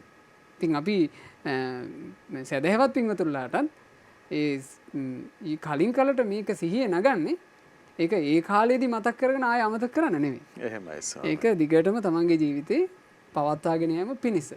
ඊළඟ එවැනි මහත්ය කරුණක්. ඔව් අවසරයි ස්වාමී. පින් අනුමෝදන් කිරීම සම්බන්ධයෙන් පුණ්‍ය අනුමෝදනාව කියන එක ගත්තාම අපි ඒ සුජීවත්ව සිටින ජීවත් වෙලා ඉන්න අපිට උදව් කරපු උතුමන් හට ඇයි අපි මේ පින්පෙත් අනුමෝදනාව සිදු කරන්නේ? ආශිර්වාදයක් පිණිස. ආශිර්වාදය කියන එක ජීවිතයකට කොච්චර උපකාරද? ආශිර්වාදය කොච්චර උපකාරද? අපි ආශිර්වාදය සම්බන්ධයෙන්ම වෙනම දම්සභා මණ්ඩපේ අනුශාසනාවකුත් සිදු කළා මීට පෙර. ආශිර්වාදය කියන එක හරි උපකාරයි. බුදුරජාණන් වහන්සේ වදාළා මිනිසෙකුගේ ජීවිතයට මව්පියන්ගේ ආශිර්වාදය ලැබීම, අඹදරුවන්ගේ ආශිර්වාදය ලැබීම, ඊළඟට ඥාති හිතයිසීන්ගේ ආශිර්වාදය ලැබීම, දෙවියන්ගේ ආශිර්වාදය ලැබීම, කොටින්ම දැසිදස්සන්ගේ පවා ආශිර්වාදය ලැබීම මිනිසෙකුගේ ජීවිතයේ දියුණුව පිණිස පවතිනවා. එහෙමනම් පින් දහම් රැස් කරන පින් පුරව ගන්න පිරිසක් තමන්ට පින් රැස් කර ගැනීම පිණිස උපකාර කරන උතුමන් හට හදවතින්ම ආශිර්වාද කරනවා නම් ඒ ආශිර්වාදයේ ඒ උතුමන්ගේ ජීවිතේ අනිවාර්යයෙන්ම නිරෝගී සුවය පිණිස දීර්ඝායුෂ සම්පන්නිය පිණිස ඒකාන්ත කොට හේතු වෙනවා. ඒ නිසා තමයි අපි පින්පෙත් අනුමෝදන් කරන්නේ. ඒක එහෙම තේරුම් අරගෙන පින්වතුන්ලාද පින් රැස් කරන හැම මොහොතකම තමන්ට පින් කරගන්න උදව් කරන හැමෝටම පින් අනුමෝදන් කරන්න. අවසරයි ස්වාමීනි. ඉතින් සොඳුරු දහම් අර්ථය පහදා ගන්නට අපිට අවස්ථාව දෙන පින්වන්ත හෝරා දෙකකට ආසන්න කාලේ තවත් අවස්ථාවක් ඔබ වෙනුවෙන් අපි වෙන් කර ගන්නවා. මොනරාගල ප්‍රදේශයේ සිට විජේවීර මහත්මයා තෙරුවන් සරණයි පින්වන්ත ඔබට. තෙරුවන් සරණයි නමෝ බුද්දාය සන්නංශ අවසරයි මම මොනරාගල එස්.ආර්. විජේවීර සන්නංශයේ මට දැනව ගන්න කැමති සන්නංශ මහේශාක්‍ය දේවරුන් අල්පේශාක්‍ය දේවරුන් අතර වෙනස කුමක්දයි පහදා දෙන්න නමෝ බුද්දාය සන්නංශ අවසරයි. තෙරුවන් සරණයි පින්වන්ත ඔබට. ස්වාමීනි අපිට අද දවස් සාකච්ඡා කරන්න වෙන අවසාන ගැටලුව අපේ වෙලාවත් නිමා වෙන ආසන්න වෙලා තියෙන අවසරයි ස්වාමීනි. අල්පේශාක්‍ය දෙවරු සහ මහේශාක්‍ය දෙවරු කියන එක අපිට හොඳට තේරුම් ගන්න තැනක් තියෙනවා මහත්තයා සුමනා සූත්‍රය. ඒ සුමනා සූත්‍ර දේශනාවේ සුමනා කියන උපාසිකාව බුදුරජාණන් වහන්සේගේ ළඟට ඇවිල්ලා අහනවා මෙහෙම ප්‍රශ්නයක්. ස්වාමීනි මේ බුද්ධ ශාසනයේ දෙන්නෙක් ඉන්නවා. ඒ දෙන්නගෙන් එක්කෙනෙක් දාණයට ගොඩාක් කැමතියි. අනිත් එක්කෙනා දන් දෙන්නේ නැහැ. එයා දාණයට කැමති නැහැ. හැබැයි එයා ඒ දෙන්නම ශ්‍රද්ධාවෙන් සමානයි, සීලයෙන් සමානයි, ප්‍රඥාවෙන් සමානයි. දෙන්නාටම තියෙනවා ශ්‍රද්ධාව, සීලය, ප්‍රඥාව. හැබැයි එක්කෙනෙක් තමයි දන් දෙන්නේ. සුමන අහනවා ස්වාමීනි ඔය දන් දීම, දන් නොදීම ඒ දෙන්න මරණින් මත්තේ දෙව්ලොව උපන්නම. එයි මහත්තයා ඒ දෙන්න දෙව්ලොව උපන්නේ ඒ දෙන්නටම තියෙනවා ශ්‍රද්ධාව. දෙන්නටම තියෙනවා සීලය. දෙන්නම තියෙන ප්‍රඥාවනේ. ඒ ගුණධර්ම විසින් එයාලව මරණින් මත්තේ දෙව්ලොව අරයි යනවා. එතකොට ඒ දෙන්න දෙව්ලොව ගියාම අර දානි දුන්නා නොදුන්නා කියන එක ඒ දෙන්නට බලපාවිද කියලා ඇහුවා. බුදුරජාණන් වහන්සේ වදාලා සුමනා බලපානවා. දානි දීපු කෙනා දෙවියන් අතරේ උපදිනකොට දානි නොදීපු දෙවියාට වඩා කාරණා 5කින් බලවත්. දිව්‍ය ආයුෂයෙන් බලවත්. දිව්‍ය වර්ණයෙන් දිව්‍ය පැහැයෙන් බලවත්. දිව්‍ය සැපයෙන් බලවත්. ඊළඟට ආයු වර්ණ සැප බලය කියලා කියන්නේ දෙවියන් අතරේ බලවත් භාවයෙන් අර දානි දීපු දෙවියා බලවත්. ඊළඟට බුදුරජාණන් වහන්සේ වදාළා දිව්‍ය අධිපති භාවයෙන් දෙවියන් අතරේ දානි දීපු කෙනා එහෙමයි සර්. හොඳ ආධිපත්‍යයක් පවත්වන දෙවියෙක්. එහෙමයි. එතකොට ඇතැම් දෙවිවරු ඉන්නවා එහෙම ලොකු ආධිපත්‍යයක් පවත්වන්න පුළුවන් දෙවිවරු. සමහර දෙවිවරු ඉන්නවා එහෙම බෑ. ඒක තමයි අල්පේශාක්‍ය මහේශාක්‍ය කියලා කියන්නේ. දැන් මනුස්ස ලෝකෙත් ඒක පේනවනේ. අල්පේශාක්‍ය මිනිස්සු ඉන්නවා, මහේශාක්‍ය මිනිස්සු ඉන්නවා. සමහර මිනිස්සුෙකුට මේ එහෙම පාරේ තොටක එහෙම සාමාන්‍ය විදිහට යන්න බෑ. මේ මිනිස්සයා පාරේ තොටට බැස්සොත් එහෙම මේ මිනිස්සයාට සෑහෙන පිළිගැනීම, එයාට තොරන් ගහනවා, එයාට ඔලවරසන් දෙනවා. එහෙමයි සර්. ඒ මිනිස්සයාට එහෙම මහා පිළිගැනීමක් තියෙනවා. සමහර මිනිස්සු පාරේ බැහැලා යනවා කවුරුත් ගණන් ගන්නේ නැහැ. අල්පේශාක්‍ය අයත් ඉන්නවා, මහේශාක්‍ය අයත් ඉන්නවා. ඉතින් මේ වගේමයි දෙවියන් අතරේ අල්පේශාක්‍ය දෙවියෝද සිටි, මහේශාක්‍ය දෙවිවරුද සිටි. මේ වෙනස නිර්මාණය වෙන්නේ කොමකින්ද?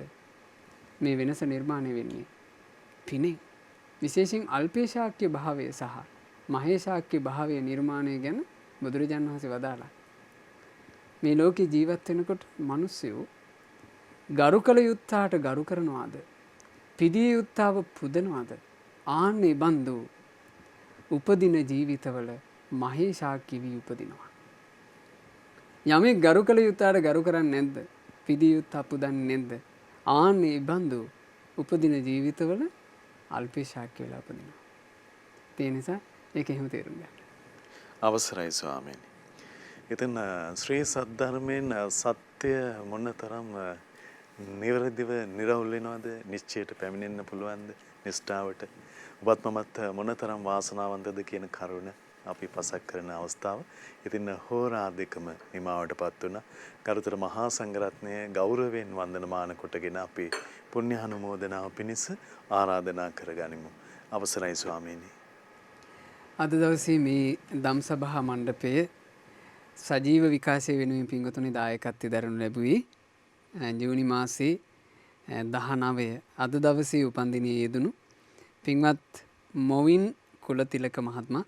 එතුමාගේ ජීවිතේට මේ උතුම් ධර්ම දානමේ පින ආශිර්වාදයක් කියලා සියලු ආකාරයෙන් තමන්ගේ ජීවිතේට සෙත සැලසේවා කියන ප්‍රාර්ථනාවෙනුයි උතුම් ධර්ම දානය සිදු කළේ. ඉතින් අපි රැස් කරපු පින පළමුවට අනුමෝදන් කරමු දෙවිවරුන්ට. සක්දෙවි දානෝ පින් අනුමෝදන් වෙත්වා. සතරවරන් දෙවිවරු, සෙන්පති දෙවිවරු මේ සියලු පින් අනුමෝදන් වෙත්වා.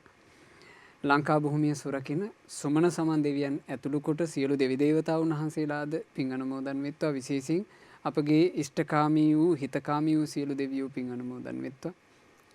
පින් අනුමෝදන් වෙන ඒ සියලු දෙවිවරු දිව්‍ය සැපයෙන් වැඩෙත්වා. ඒ දෙවියෝ අපව නිරතුරු ආරක්ෂා කරත්වා. සාදු සාදු සාදු. රැස් කළ සියලු පුණ්‍ය ධර්මයන් අපගේ ගුරු දේවෝත්තම කල්යාණ මිත්‍ර පරම පූජනීය පින්වත් ලොකු ස්වාමීන් වහන්සේට අනුමෝදන් වෙත්වා. ගුරු දේවයන් වහන්සේ නිදුක්ව නිරෝගව දීර්ඝායුෂ සම්පන්නියම ලබත්වා. ඒ වගේම සේරවිල මංගල රාජමහා විහාරාධිපති තැන්පත්, ඒ වගේම ශ්‍රද්ධා මාධ්‍ය ජාලයේ ගරු අනුශාසක තැන්පත් අපගේ පූජනීය අලුදෙණිය සුබෝධිනායක ස්වාමීන් වහන්සේට මේ සියලුම පුණ්‍ය ධර්මයෝ අනුමෝදන් වෙත්වා අනුමෝදන් වෙත්වා. මහමෙවුනා වාසී රටලෝක වාසී සිරුගුණ පුරන මහා සංගරුවනද පින් අනුමෝදන් වෙත්වා. පින්වත් අනගාരികා මෑණියන් වහන්සේලාට පැවිදි අපේක්ෂාවෙන් සිටින උපාසක උපාසිකාවන්ට මේ සියලු පින් අනුමෝදන්ව ගෞතම බුදු සසුන තුලම ධර්මාවබෝධයෙන් සැනසෙත්වා. සාදු සාදු සාදු. රැස් කරගන්නට යුතුනා වූ මේ උදාරතර පුණ්‍ය ධර්මයේ අද දවසේ ජන්මදිනය සමරන පින්වත් මොවින් කුලතිලක මහත්මයාට අනුමෝදන්ව එතුමාට නිදුක් නිරෝග සුව සැලසේවා, දීර්ඝායුෂ සම්පන්නිය සැලසේවා. තමාගේ ජීවිතේ කරන කියන සියලුම කටයුතු ਸਰව ප්‍රකාරයෙන් සාර්ථකත්වයට දියුණුවට පත්වෙත්වා බුදුරජාණන් වහන්සේගේ ශ්‍රාවකයෙක් විදිහට තමන්ගේ ජීවිතේ තව තවත් හොඳට පින් කරගෙන දහමේ හැසිරෙලා ධර්මාවබෝධයෙන් සැනසෙන්න වාසනාව ලැබෙත්වා කියලා අපි ආශිර්වාද කරනවා සෙත් ප්‍රාර්ථනා සිදු කරනවා. නමින් මිය පරලෝයන්ට යෙදුණු පින්වත් කරුණාපාල කුලතිලක පියාණන් හට මේ සියලුම පුණ්‍ය ධර්මයෝ අනුමෝදන් වෙත්වා අනුමෝදන් වෙත්වා අනුමෝදන් වෙත්වා. ඒ වගේම ධර්ම දාන සිදු කළ ඒ පින්වතුන්ලාගේ නමින් මියයන්ට යෙදුණු සියලු ඥාති සමූහයා පින් අනුමෝදන්ව ඥාතීන් පරලෝව වශයෙන් සැපයටමපත් වේවා. අපගේ ඥාතීන් ඉක්මන් භවයකදීම සසර දුකින් අත් මිදෙත්වා කියන ප්‍රාර්ථනාවෙන් පින් අනුමෝදනා සිදු කරන්න. සුජීවත්ව සිටින පින්වත් මාලනී කුලතිලක මෑණියන්ට ඒ වගේම ලැම්බර්ට් සහ ප්‍රියානී හෙන්නායක දෙමාපියන්ට මේ සියලු පින් අනුමෝදන් වෙලා ඒ දෙමාපියෝ නිදුක් නිරෝග සුව ලබත්වා දීර්ඝායුෂ සම්පන්නිය ලබත්වා. ඒ වගේම පින්වත් දිමාල් කුලතිලක සහ නිතිල් කුලතිලක ආදරණීය දරුවන්ට ඒ පුතුණුවන්ට මේ සියලුම පින් අනුමෝදන් වෙලා ඒ දරුවන්ට සියලු යහපත සැලසේවා. කුලතිලක පවුලේ සහ හෙන්නායක පවුලේ සියලු දෙනාට මේ සියලුම පුණ්‍ය ධර්මයෝ අනුමෝදන් වෙලා සියලු දෙනාට නිදුක් නිරෝග සුව ශාන්තිය සැලසේවා. තමන්ගේ ජීවිතේ කරන කියන රැකී ආරක්ෂා ව්‍යාපාර ආදී කටයුතු ਸਰව ප්‍රකාරයෙන් සාර්ථක කරගන්න ලැබේවා. ඒ දිමාල් පුතාට නිතිල් පුතාට ඒ වගේම අනිකුත් සියලු දරුවන්ට මුණුපුරු මිනිපිරියන්ට තමන්ගේ අධ්‍යාපන කටයුතු ආදී ਸਰව ප්‍රකාරයෙන්ම සාර්ථක කරගන්න ලැබේවා. පින්වතුන්ලා හැමදිනාගේ ජීවිතවලට නිරතුරුව උතුම් වූ කලන මිතුරු ඇසුරම ලැබේවා. ජීවිතවලට පෙනෙන නොපෙනෙන කරදර බාධා ඇතනම් ඒ සියල්ලම දුරින්ම දුරු වෙත්වා. ධර්ම දාන සිදු කළා වූ මොවින් කුලතිලක මහත්මයා එතුමාගේ ආදරණීය බිරිඳ දරුවන් ඇතුළු ඒ සෑම සියලු දෙනාටත් ශ්‍රද්ධා මාසික ධර්ම දාන සමාජික පින්වතුන්ලා සියලු දෙනාටත් අද දවසේ ධම් සභා මණ්ඩපයේ මෙහෙයවීම කටයුතු සිදු කරපු අපේ පින්වත් නිවේදක මහත්මයාට ධම් සභා මණ්ඩපයේ නිෂ්පාදක පින්වතුන්ලාට ශ්‍රද්ධා රූපවාහිනිය සහ ලක්විරු ගුවන්විදුලි කාර්ය මණ්ඩලයේ සියලු දෙනාට ඒ වගේම නිරන්තරයෙන් ධම් සභා මණ්ඩපයත් එක්ක එකතු වෙලා දහම් ශ්‍රවණයේ යෙදෙන මේ සුපින්වතුන්ලා සියලු දෙනාට මේ ගෞතම බුදු සසුන තුලම උතුම් චතුරාර්ය සත්‍ය ධර්මය අවබෝධ කරන්න වාසනාව ලැබේවා. තෙරුවන් සරණයි. නමෝ බුද්ධාය. ඉතින් අපි හැමදෙනා කෙරෙහි කරුණා අනුකම්පාවෙන් මාදත් ධම් සභා මණ්ඩපයට වැඩම කොට වදාළ ගරුතර මහා සංඝරත්නයට අපගේ පින්වත් ස්වාමින්ද්‍රයන් වහන්සේට අපි හැමදෙනාගේම ආදර ගෞරව නමස්කාරය වේවා. යම්සේ පින්වන්ත ඔබ හැමදෙනාම කැටුව ධම් සභා මණ්ඩපය සිදු කොට අපි යම්තාක් මහත්ඵල මහානිසංස උත්තම පුණ්‍ය ධර්මය මේ මොහොතේ රැස් කරගත්තාද ඒ සියලු පුණ්‍ය ධර්මයන් අපගේ පින්වත් ස්වාමින්ද්‍රයන් වහන්සේට අනුමෝදන් වේවා. පුණ්‍ය අනුමෝදනාවෙන් පින්වන්ත මහ සංඝරුවන සුවපත් වේවා. අපගේ පින්වත් ස්වාමින්ද්‍රයන් වහන්සේට උතුම් චතුරාර්ය සත්‍ය ධර්මයේම අවබෝධ වේවා. සාදු සාදු සාදු. ඉතින් ඔබ අප හැමදෙනා වෙනුවෙන් සදැහැති දායකත්වයේ දරන්නට යෙදුන ජූනි මාස 19 වෙනි දින උපන්දිනයේ යෙදුන මොවින් කුලතිලක පින්වන්ත මහත්මයා ඇතුළු ඒ සෙත් පැතීම පිණිස පින්වන්ත බිරිඳ ඇතුළු දූ දරුවන් තමයි සදැහැති දායකත්වයේ දරන්නට යෙදුනේ. ඒ පවුලේ පින්වන්ත හැමදෙනාමත් පින්වත්නි ඔබ හැමදෙනාමත් අපි තාම දයාවෙන් සිහිපත් කරගන්නවා. ඉතින් ගරුතර මහා සංඝරත්නයේ ආශිර්වාදයෙන් අපි නැවත ඔබ මුණ ගැහෙන්නම්. මුළු මහත් ජාතියම සිට තුනුරුවන උදෙසාම මුදුන්පත් වේවා ධර්මයෙන්ම සැදේවා කියලා අපි ප්‍රාර්ථනා කරනවා. හැමදිනාටම සම්මා සම්බුදු සරණයි. නමෝ බුද්ධාය.